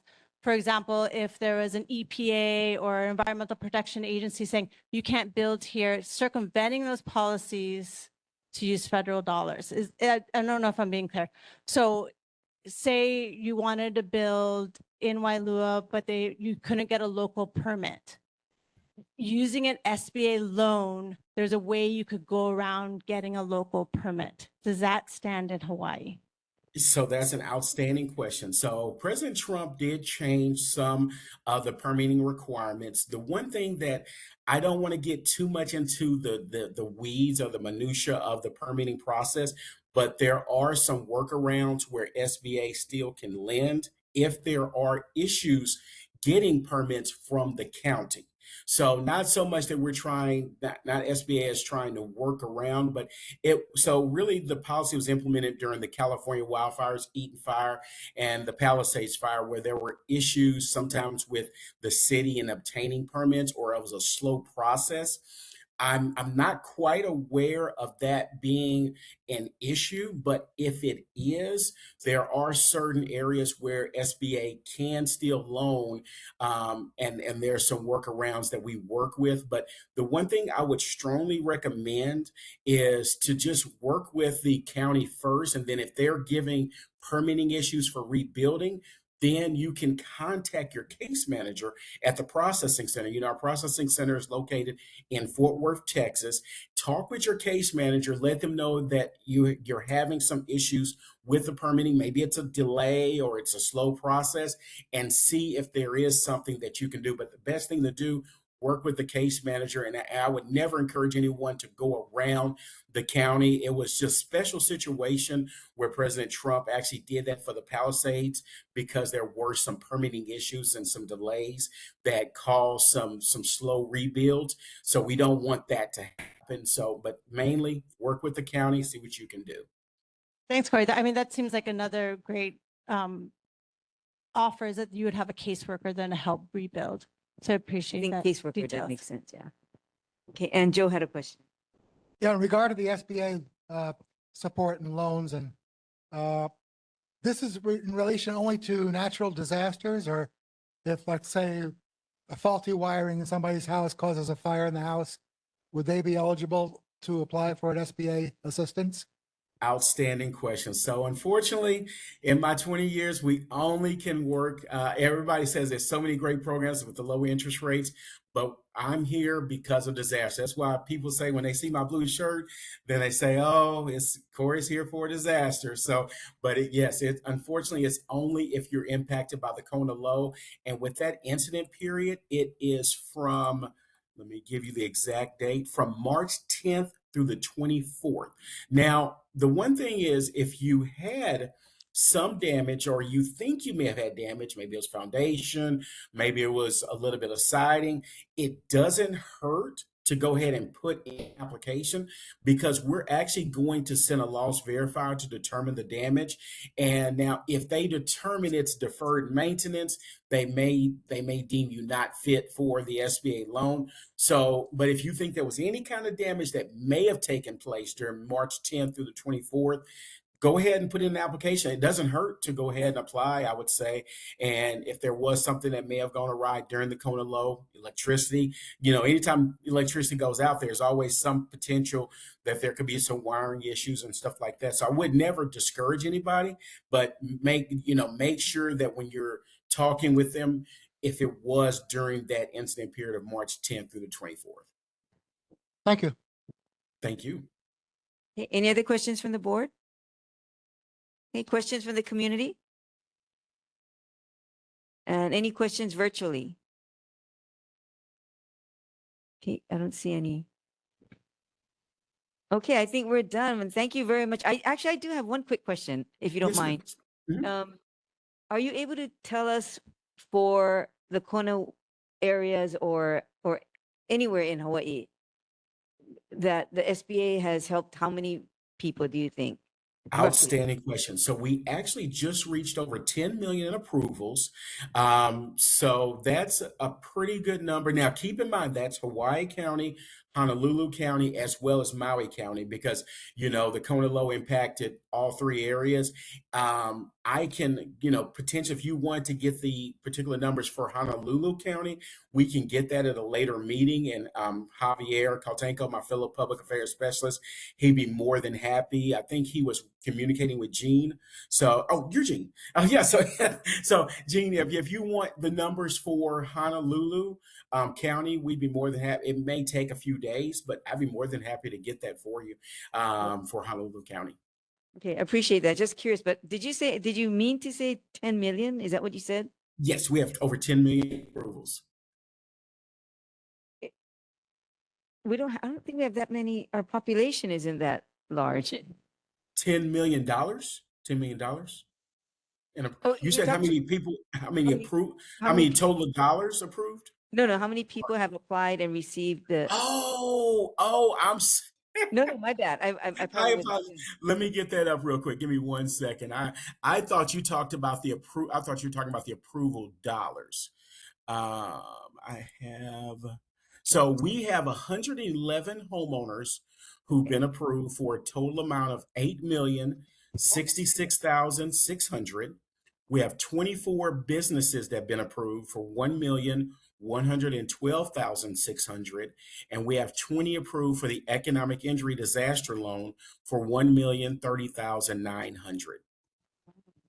Okay, that's really good news. I mean, you folks are really helping our people out. So thank you very much for that. No problem, Gene. I apologize.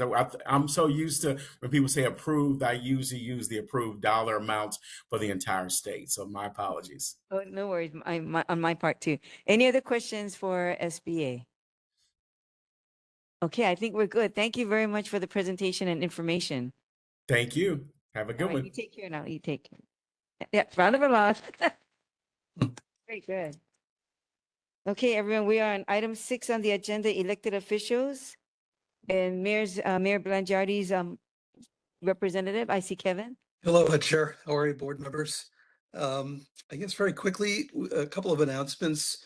The Oahu Food Systems Draft Plan is open for public comment. The Mayor's Office of Climate Change, Sustainability and Resiliency has released a draft of the first ever Oahu Food Systems Plan, a strategic implementation focused action plan that defines the city's role in Oahu's food system over the next 5 years. It outlines 70 actions that the city can take to improve how food is produced, distributed, accessed, and disposed of, while supporting the health of our community's economy and environment. You can share your comments up until June 30th.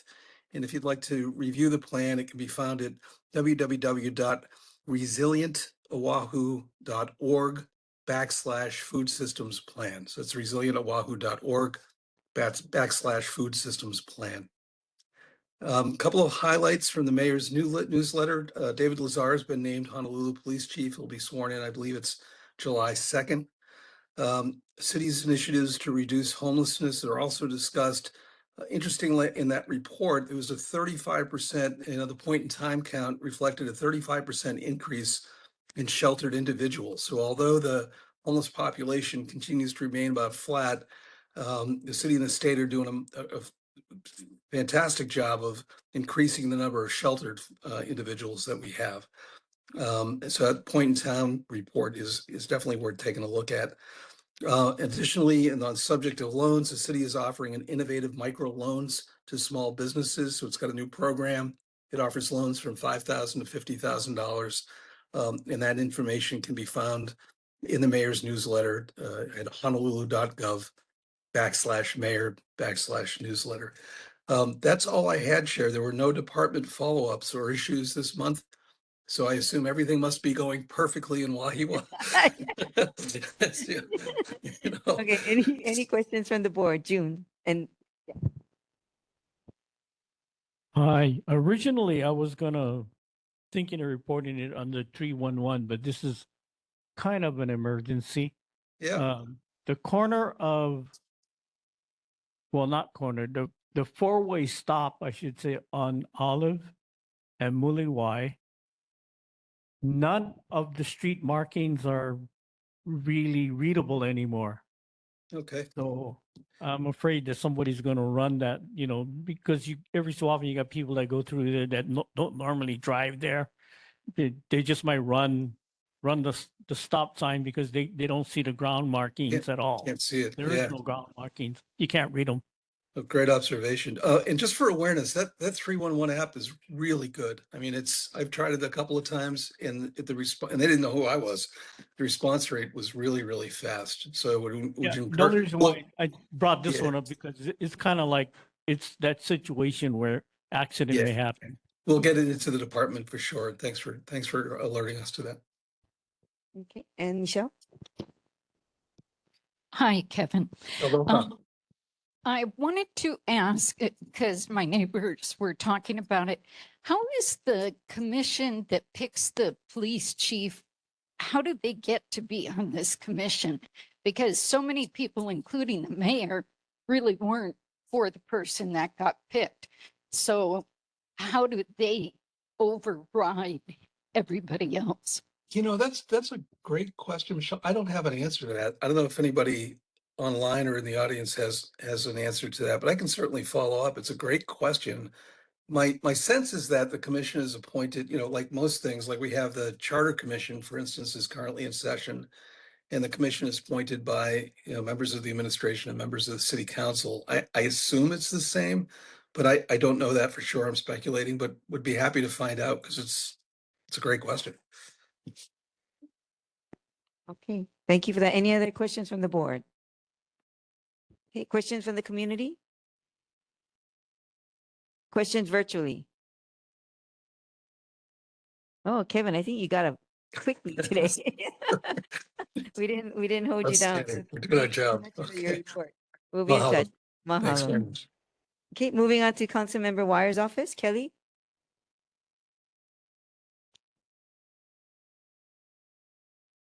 Hi, Kelly. Hi, sorry, I'm trying to get my camera on. Oh, no, no worries. Aloha Chair, members of the board, Kelly Anaya from Councilmember Matt Wire's office. Just wanted to highlight some key items from the most recent budget. Wahiawā District Park, Councilmember added $500,000 to include repairs and renovations to the restroom and the Haleho Okipa building. Wahiawā Civic Center Satellite City Hall, $2 million to support improvements. Let's see, 13 million for wastewater infrastructure improvements throughout the district, including Wahiawā facilities. Island-wide resilient emergency shelter initiative, $3 million. Also for the operating budget, $1 million for Kapuna Food Access, which will support feeding and social programs for seniors. And $280,000 for the HPD community policing team. Those are just some of the highlights, but there's more. I also wanted to mention that I believe the mayor may be vetoing the two budget bills. So there is going to be a special council meeting next week, Wednesday, June 24th at 12:30 p.m. I'll put a link in the chat for those of you who want to follow and maybe possibly submit testimony on that as well. So I know these follow-ups are kind of old already. I think they were from February, but anyway, just to update everybody, Alicia Au had mentioned the Huli Huli chicken smoke from 130 Mango Street Grill. DPP did go out and check on that. I guess they're cooking the chicken 2 days a week, and it is a permitted use. However, while the inspector was out there, they noticed that the Reynolds recycling is not permitted. They were supposed to have moved the container, but I drove past there today and I see it's still there. So I'm not sure what the situation is, but the reason for that is because they're in the setback. As long as they move it to somewhere else on the property, just not in the current location. So I do need to follow up with DPP on that. Also, board member Yamamoto had asked if there was a survey available regarding how many residents have a 14-day emergency supply. There was a study for 2024-2025, the state of food insecurity in Hawaii that was conducted by the food bank. According to this study, it says that 15% of adult residents feel prepared for a disaster. I can go ahead and put a link in the chat as well to that study if you want to go ahead and read that further. Also, Wahiawā resident Makanani Rivera regarding Olive Ave and Ojai, the illegal parking. I did see Makanani earlier today, but I did let her know that, yeah, at that time from March 29th to April 7th, HPD did monitor the area. They reported issuing 7 citations and towing 3 vehicles. But as I mentioned to Makanani, it's an ongoing thing. I believe this is where the, not I believe, I know this is where the, I guess he's running like an auto body shop. So he kind of parks the vehicles he's working on, sometimes 3 deep into that walking area. So HPD said that they will continue to monitor the area, but probably would help them out if you could call them at the time the violations are being witnessed. And then I think that is it for me. Oh, and then I believe board member Sylvia had mentioned, or maybe you chair, you mentioned about Royal Palm Drive. I know I've kind of been monitoring that with Duff. I can go ahead and follow up with them to see what the situation is with those 3 trees. As far as I'm concerned, the treatment was working, but I'm not sure what's going on now. So I'll go ahead and follow up with them and see what's going on. Other than that, if anyone has any questions for a council member, I can take them now. Okay, thanks, Kelly. Any questions from the board? Questions from the community? Questions virtually for council member's office? I don't see any. I think you're good, Kelly. Okay. Yeah, I don't see anything. Anyone, I should say. Okay. Thanks, Kelly. Good job. Thank you. Wait, I'm sorry. Wait. Somebody just raised a hand. Wait. Oh, yeah. Who's that? It's just a phone. Oh, phone number. Yeah. Can't. Oh, so we can't talk then? No. Oh. No. The person with, can we say their phone number? I don't think we can. Oh. There's a person with a hand up. Did you want to speak? Oh, yes, Madam Chair, this is Alessia. I wanted to know if you or Kelly found out what days Ray is not there on the property. I'm sorry, if what? On Mango. If Ray's Huli Huli is not at Mango Street Grill. You want to know if Ray's Huli Huli Chicken is not at Mango Street Grill? DPP What said that they days are. They're they're there not 2 there? days a week. That's funny because a lot of times when people go there, they're there. So some people just wanted to know what days they're not there. I believe DPP said that they're there Tuesdays and Thursdays. Okay, all right, thank you. You're welcome. Okay, thank you, Kelly. Any other questions? Okay, I think we're good. Okay, thank you, everyone. Thank you. And we're going to go on to our governor's report.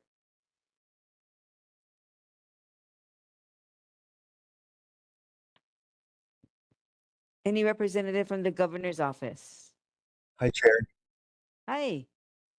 Hi, Chair. Jaren Oyama. I work for the Department of Human Services, but I've been asked to serve as governor's representative for this neighborhood board. Thank you. I actually showed up in person at the last meeting, but I didn't get a Yes. chance to introduce myself.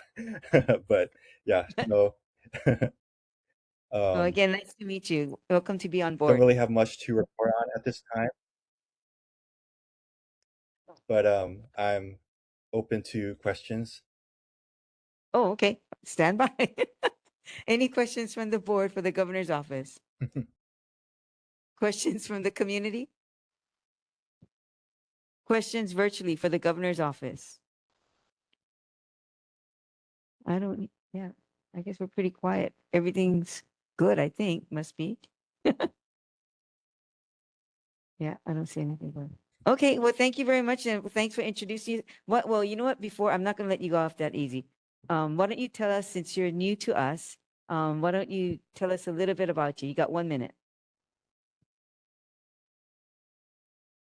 Oh, where'd you go? So I am not a resident of Wahiawā, unfortunately. I actually grew up and I live in Kalihi, but I've lived here for most of my life on Oahu, and I am the public information officer for the Department of Human Services. So I deal with media relations and information dissemination. So anything you guys want to know, I might not have the answer right away, but I can certainly find that out for you. Okay, that's great. Thank you very much. We look forward to working with you. Thank you. Okay, I'm going to move on to Senator De La Cruz's office. He's up there. Your chair. Hi, go ahead. Nice to see you again. Let's see if I can do. Good afternoon, Chair, Board. Charles Miller from Senator De La Cruz's office. Two board meetings ago, there's some questions about the Wahiawā Dam. So the ADC board and the Board of Land and Natural Resources approved the acquisition of the dual portions of the dam in their March and April board meetings. During the same ADC board meeting, the ADC board approved the executive director to negotiate the acquisition of the Sustainable Hawaii LLC portions of the spillway and dam. The groundbreaking ceremony was held on May 11th, and currently the preliminary work has started. Just to highlight some CIP appropriations, funding was allocated to the Hilimano Library and Administrative Building, same with the Lelehua Administrative Building. Funding in the budget to acquire Lake Wilson and for repairs to the dam. There's also funding for a temporary site for doe care to monitor Central Oahu. And then an exciting update with 525 Avocado Street. The BLNR board approved to move forward with condemnation of the property and has moved forward with the AG's office. Just to highlight one bill, SB 2802 creates a Bachelor of Science in Agricultural Science at the University of West Oahu.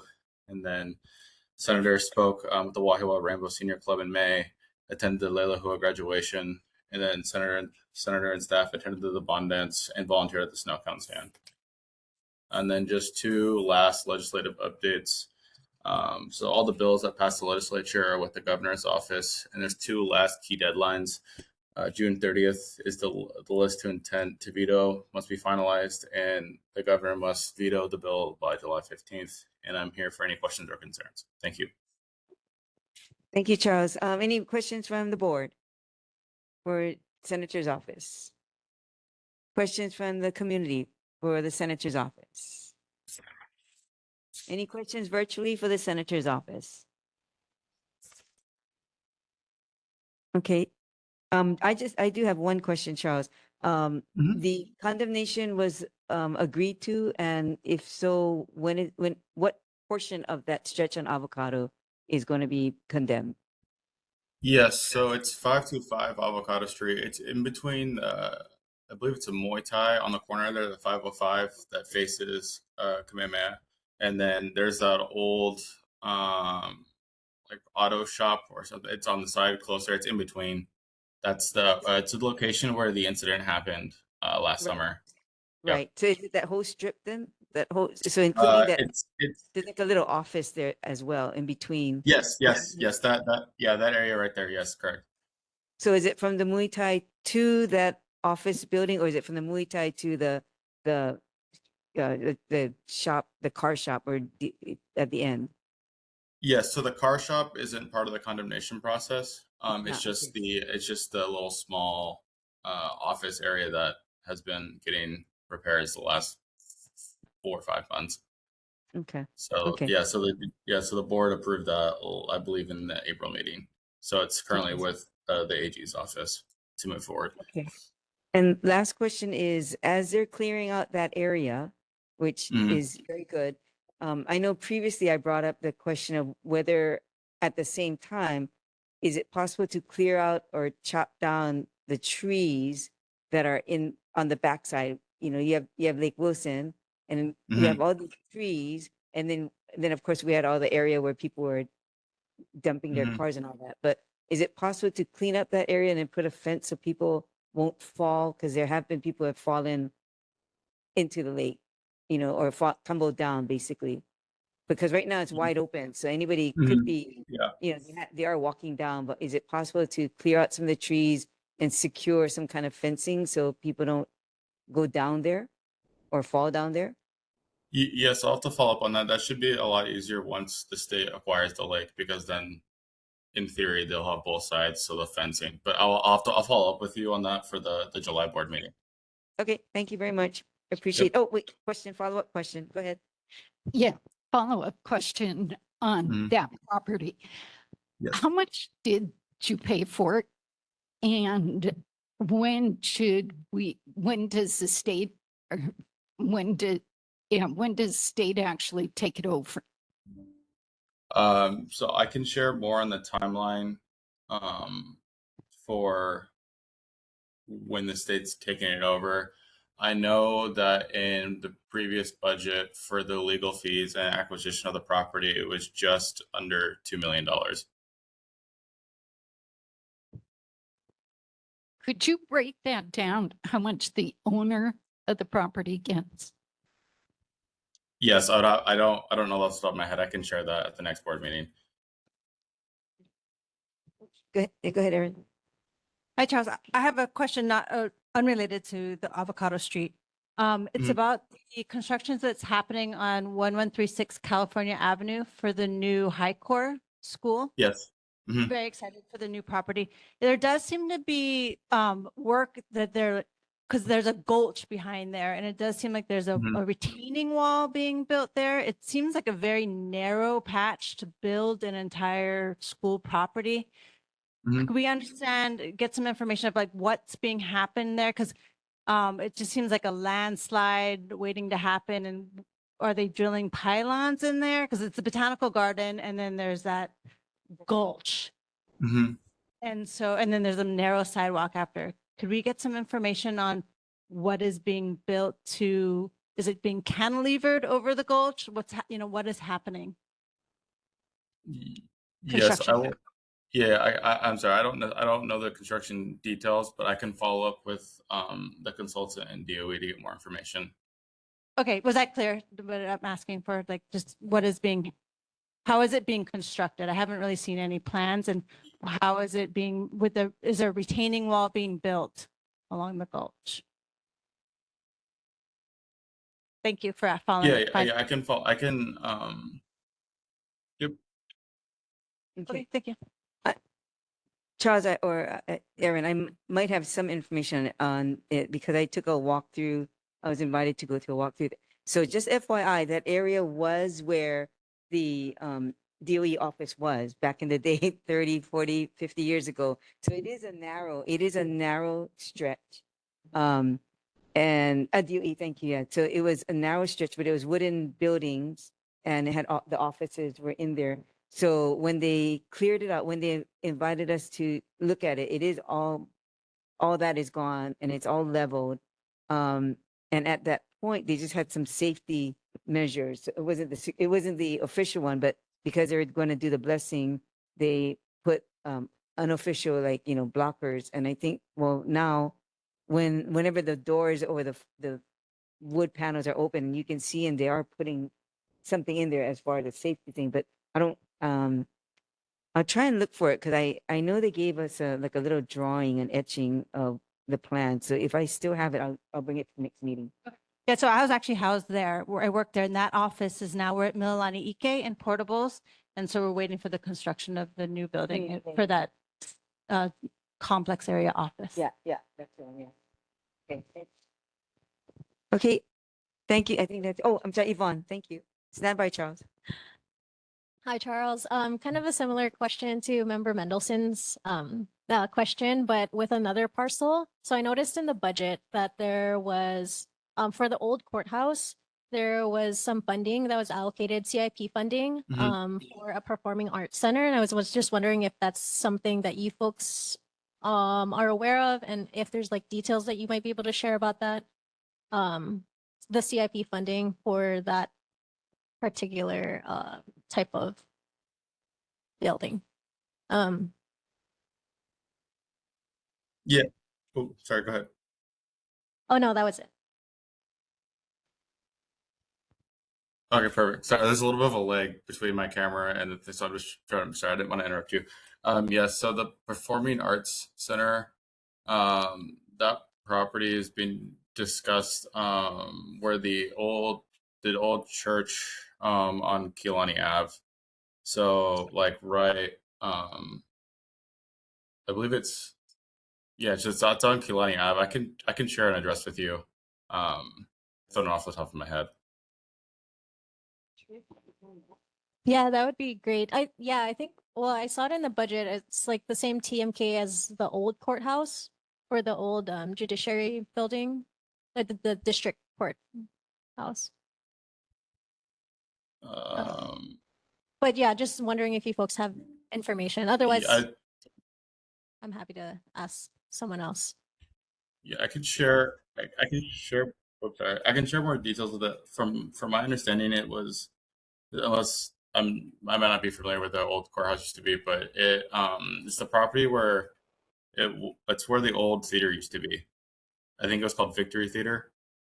Oh, the old theater is next to where Sunnyside is. The old theater, that whole area where Sunnyside and the adjacent property used to be Victory Theater, and then they parceled it off, so that corner has a fencing over it right now. Is that the one you're talking? Is that the one you're talking about? That corner? Okay, so District Courthouse is on the opposite side. Yeah, I believe so. Because there used to be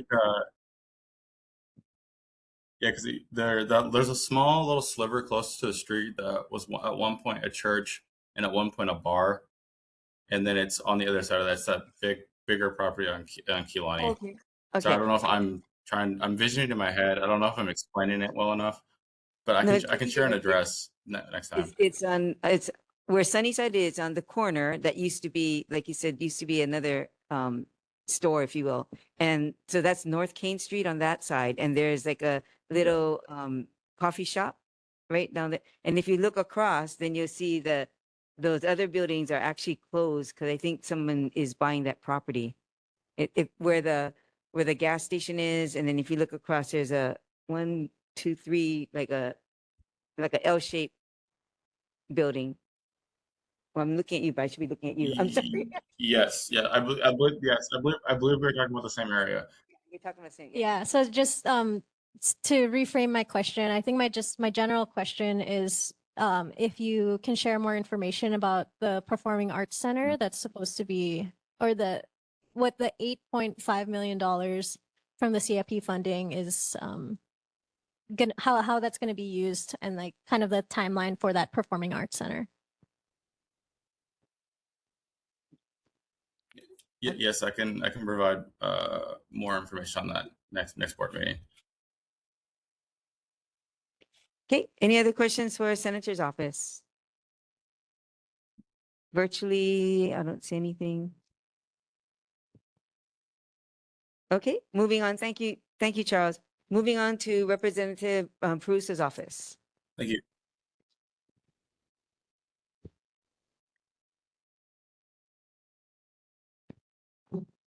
Hello, board. Yvonne Yoro with the Office of Representative Peruso. She shares her regrets because she is traveling. She is at conferences on the continent at the moment. So she shares her regrets in not being able to join today. But I wanted to share and highlight some of the work that she's been doing in the interim. So we've been almost 2 months out of session now, and she's been doing a lot of really good like canvassing both in Wailua and in Wahiawā. Specifically in Wailua, she's been canvassing and talking to residents about the Konolo storms, still keeping that conversation alive about stream maintenance and drainage of our waterways, and making sure that the extent of what happened during the Konolo storms doesn't happen again. And this is coming as, we get into hurricane season. We've been seeing a lot of information on the news about it being a hotter than usual summer, with this being an El Nino year. So we're helping to just prepare residents and make sure that we have the information that can help folks to best prepare for themselves and in their neighborhood. So she's been doing that in Wailua, and this is coming at a time when the House of Representatives is also starting their stream maintenance working group. So the discussions for those will start later this week, and then hopefully the House of Representatives will have a better idea of like what they want to introduce going into the 2025 legislative session. And then coming back to Wahiawā, she's also been canvassing Wahiawā, asking folks about staying connected and improving our own resilience within our community. So adding to the HARP 2.0 group that she's been working on for the last few years, and uplifting the work of our neighborhood coordinators. We are now hoping to create a phone bank. So she's been canvassing and planning to canvass more during the interim to get folks connected to their neighbors, get folks connected to their neighborhood coordinators, so that in times of disaster, we don't have to wait for an entity to respond. We'll have each other, our neighbors, to help kind of, help each other until more formal help might comes. And sorry, I want to make sure that I touch on everything. Also, just want to thank all of our neighborhood coordinators and those who have been diligent over the last few years, getting connected in our work, getting to hold a a radio and staying connected because we know that being prepared and doing those kind of weekly, monthly check-ins with each other is going to help us in the long run. So mahalo and mahalo to our community. Any questions from the board? I just have a comment, if you can pass it along to Representative. Just that I appreciate the newsletters that she sends out. I feel like she has a good pulse of what's going on and keeping kind of us connected along with all of our other representatives. Her recent comments I thought were very timely we've just had a lot of increase in juvenile crime, or I don't know if I'm saying it right, but young adults who are getting into really serious offenses. And sometimes on social media, I see it blows up of like, we need to punish, and obviously those perpetrators. But in terms of like, instead of coming up with ways we can be more punitive, but instead coming up with ways to be more creative and building communities for young adults with our middle schoolers and high schoolers in particular. So I appreciate those comments. I feel like she sends a good message, and just I value that. Thank you. Yeah, I'll pass that along. And just so folks know too, that she serves on the Juvenile Justice Special Advisory Committee. So yeah, if you folks have suggestions or work in other areas and you, want that to go to a space where folks are actually like speaking with service providers and folks who are working directly with youth or juveniles who are part of the system or just coming out of the system, yeah, definitely reach out to Rep. Russo. I just want to dovetail along. I think one of the issues that will rise to the top is the recent fights that took place on Wahiawā side, and I think that was such a shock to so many people on so many levels, not just in that community, but in just overall. It was shocking actually, and I think for representative to be working on that is going to be significant, because this is something that is not just going to go away. This is going to stay in a lot of kids' lives for a while, and how we as a city manages that is going to really show what we need to do and how we can do it, because there's a lot of trauma. There's a lot of stuff going on from that incident. Shockingly, so yeah, please give my regards to her, because that's gonna be a tough issue. So whatever we can do from the board side to support in a meaningful way, not just from emotion, but in a meaningful way, I think we would help if we can. Thank you. Thank you, Chair. Okay, any other questions for? Oh, let's go ahead.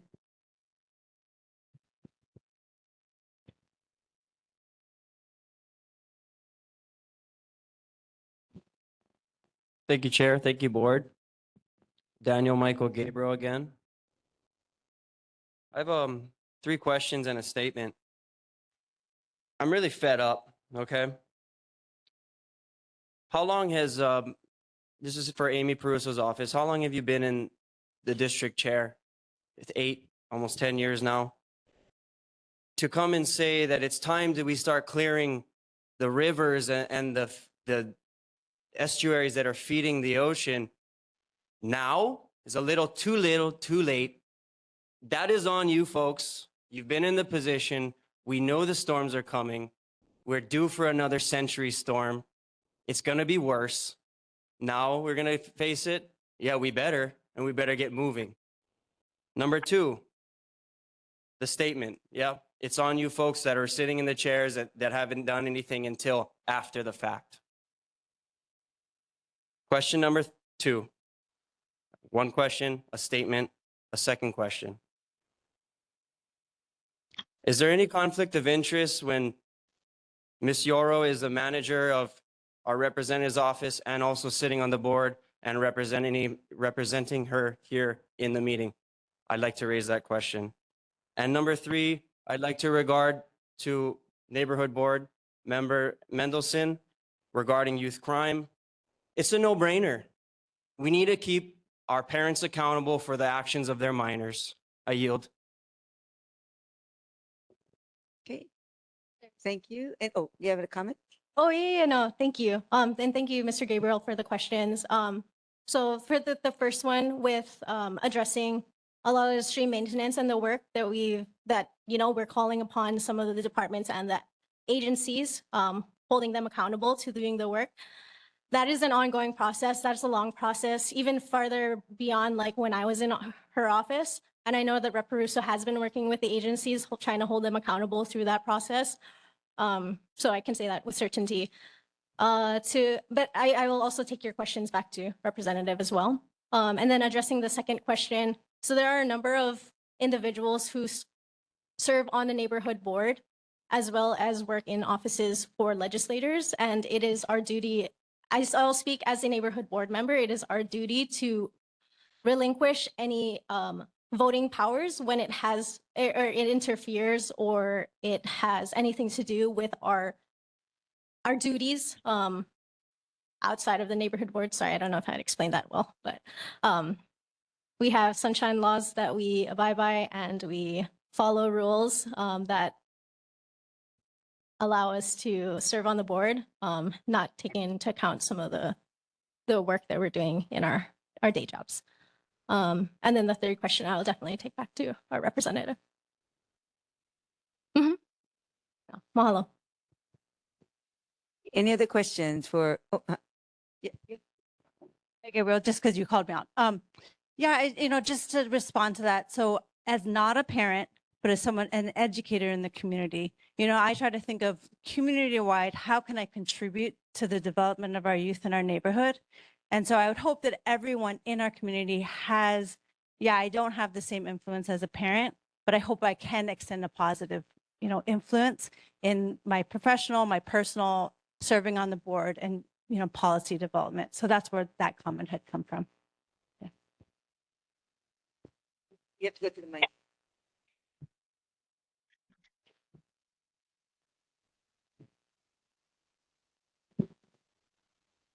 Daniel Gabriel again. So I am in fact a parent. I have a 10-year-old and a 5-year-old, 2 boys. And anything that they do in my community, anyone, it affects anybody else, you come straight to me and I handle that because I am responsible for them. I am the adult, I am the parent. My minors are under my jurisdiction and anything they do falls on me. And we don't see that in the community. And everybody sitting here knows that. We've gone soft. We've seen the graffiti, the fights, the e-bikes. What happens? A slap on the wrist. They don't even impound the bikes. Where's the accountability? I yield. Okay, any other comments? Any other comments? I don't see any. Okay. All right. Thank you very much.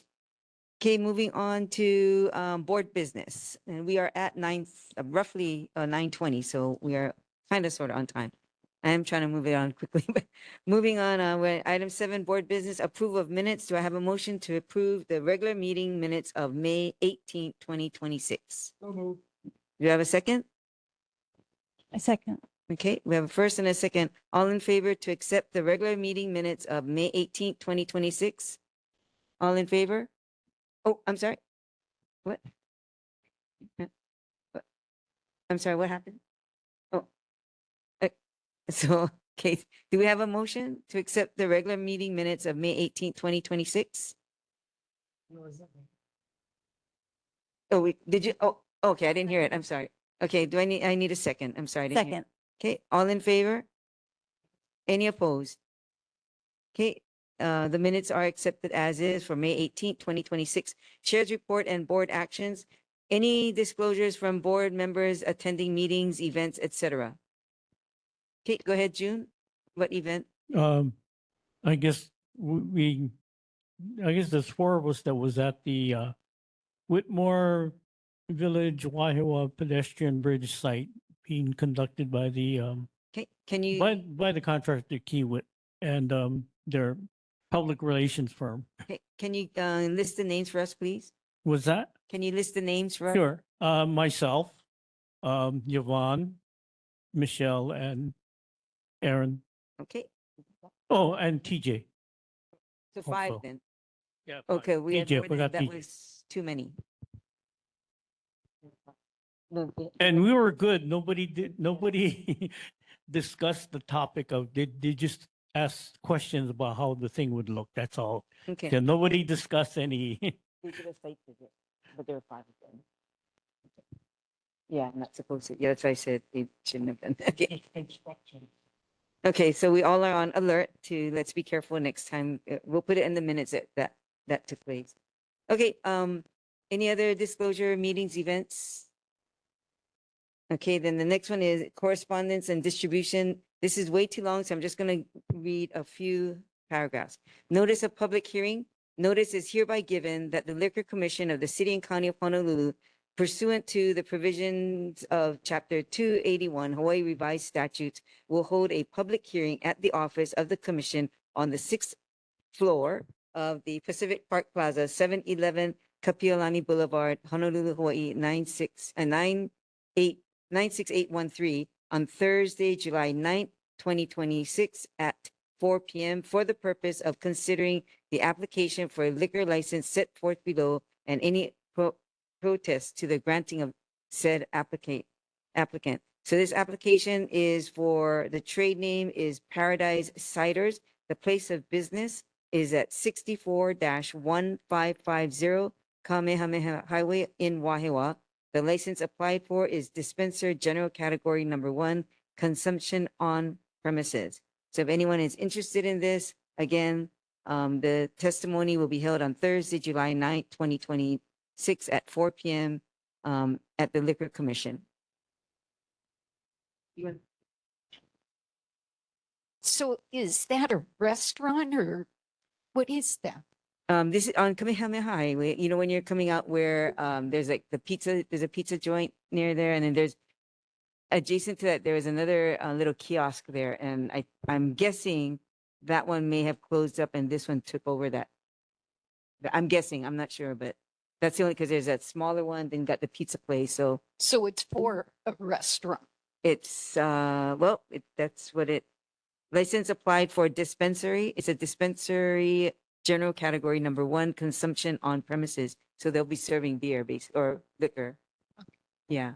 So if anyone is interested. And this other one, again, is way too long, 5 pages. So the subject, this is from the Department of Planning and Permitting, City and County of Honolulu, and it is being sent to Miss Arlene Alcaro, KAT LLC, 94-141 Pupupuhi Street in Waipahu, 96797. Subject is the cancellation of your conditional use permit, CUP number 2023/CUP-41, and affirmation that CUP number 2014/CUP-71 remains in effect, 148 and 152 Lakeview Circle in Wahiawā. Tax map keys 7-3-008:042 and 043. And this is just a brief, I'm just going to read 2 or 3 sentences. This is in response to your request received October 31st, 2025 to reinstate Cup Major number 2014/CUP-71, blah, blah, blah. It goes through the whole thing. And then it basically says that given that you do not intend to operate the FBOPGLF and condition A of the 2023 CUP approval specifies that the 2014 cup remains in effect because the 2023 cup did not supersede the 2014 cup. And we find that 2014 cup remains in effect. So again, if anyone is interested in seeing this, this is 5 pages. I'm sorry, Yes. Chair. I have no idea. I what you- agree. I mean, I just got this today. Can So I I'm just- clarify? That's the Federal Prisons Reentry Center on No, oh, Lakeview. That's the place that this is, was previously a care home, if I'm not mistaken. And so when the people came before the neighborhood board and they had to apply for a conditional permit to increase the amount of residents. yeah, And this so is, apparently the people that gave that presentation did not get the contract. So Did not get the, yeah, that's what it says in here. that's, yeah, I got a copy of that too. And I took a while to figure out what was that. Yeah. But it is the federal rent. I don't know who has it now, actually. Well, okay, I'll just read you wait, this line says the proposed GLF will house up to a maximum of 40 adult Right, that seniors." was the That's one. old, That's the old one, yeah. 2014, yeah. So anyway, yeah. So I don't know I don't know how far they're even going along with, if somebody else took it. Well, So maybe we need to get clarification I think Ms. later on. Well, they already pretty much closed it though, the city. Yeah, because the applicant didn't get the contract. so Yes, correct. Basically. Okay, so those are the two letters that we got. Okay, so moving on to committee reports for education, Erin. No report. Okay, military, Ethan, not present. Myself. Huh? I'm going to report another one that 3 of us should be attending. Javon, Joe, and myself will be attending a West Range visit of burial sites on the West Range, and part of it is the after effects of the controlled burn also. So if I don't know if we're violating anything, we have 3 of us there, but I don't believe so. But I think 3 is where you Yeah. should be, if anything. yeah, but I'm just to making the board, the rest of the board aware that they're not attending that. Okay, so wait, you're not. This is Wednesday. Yeah, so the 3 of you are attending. Yes, So you, Yvonne, and Joe. Joe. Okay. Okay, we got that. So 3. Okay, very good. And then so you give us a report next month. Yeah. Okay, sounds good. Okay, then we're gonna move on to transportation, Ampo, Joe. Nothing relevant to us has come up at all, Bo. Okay, thank you. Water, no report. BWS usually sends me a record. Oh, I'm sorry.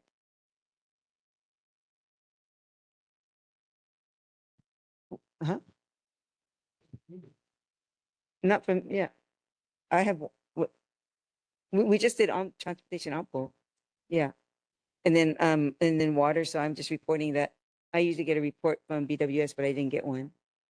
Yeah. Yeah.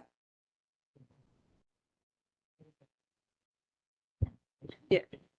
Sorry, Chair. I think we tried to correct this over email because there was an edit to the names or like the individuals who were named as committee chair from the previous meeting too. But since we didn't get to this part in the May meeting, I think we just didn't correct it anyway. But this the roles are not correct. Yeah. We'll have to do that at next meeting. Yeah. But so you. Okay, I'm sorry. So we're switching at next month's meeting, then we'll switch it. So I'm gonna have Hawaiian Affairs and you're gonna have water? Is that what you're saying? No. Sorry.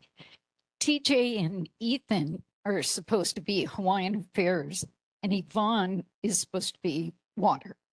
I thought Ethan, we have him in military. He was co-chair. That was. Okay, we will discuss this offline. We're gonna, okay, thank you very much. We'll come back to And then, this. Madam Chair, did you want to address, Gabriel has this question about. Oh, I'm sorry. I was looking this way. We're just going over. Well, that's what we're gonna find out after. So that's why I just said we'll discuss this after. Okay.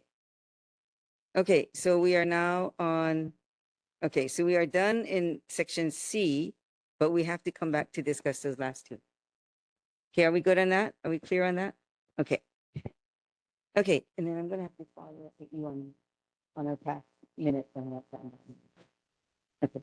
Okay, all right, we're on section 8 for the announcements.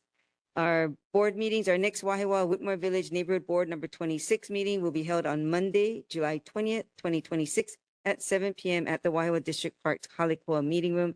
Please check the website for updates on our meeting schedules. June 2026 training advisory for the Army Range on Oahu. For the community's awareness, the training is as follows. June 9th through the 14th, the 18th, 22nd, and 23rd artillery mortar and demolitions, live fire training on Schofield Barracks, day and night live fire, including late evening and early morning hours, 4 a.m. to midnight on June 9th through the 11th, the 16th through the 19th, 22nd to 26th, and 29th to 30th, East Range, Range and Jungle Tactics, Small Arms Blank Fire from 6 a.m. to 6 p.m. daily. And lastly, on June 11th, East Range Aviation Training Rappel Master School from 6 a.m. to 6 p.m. daily.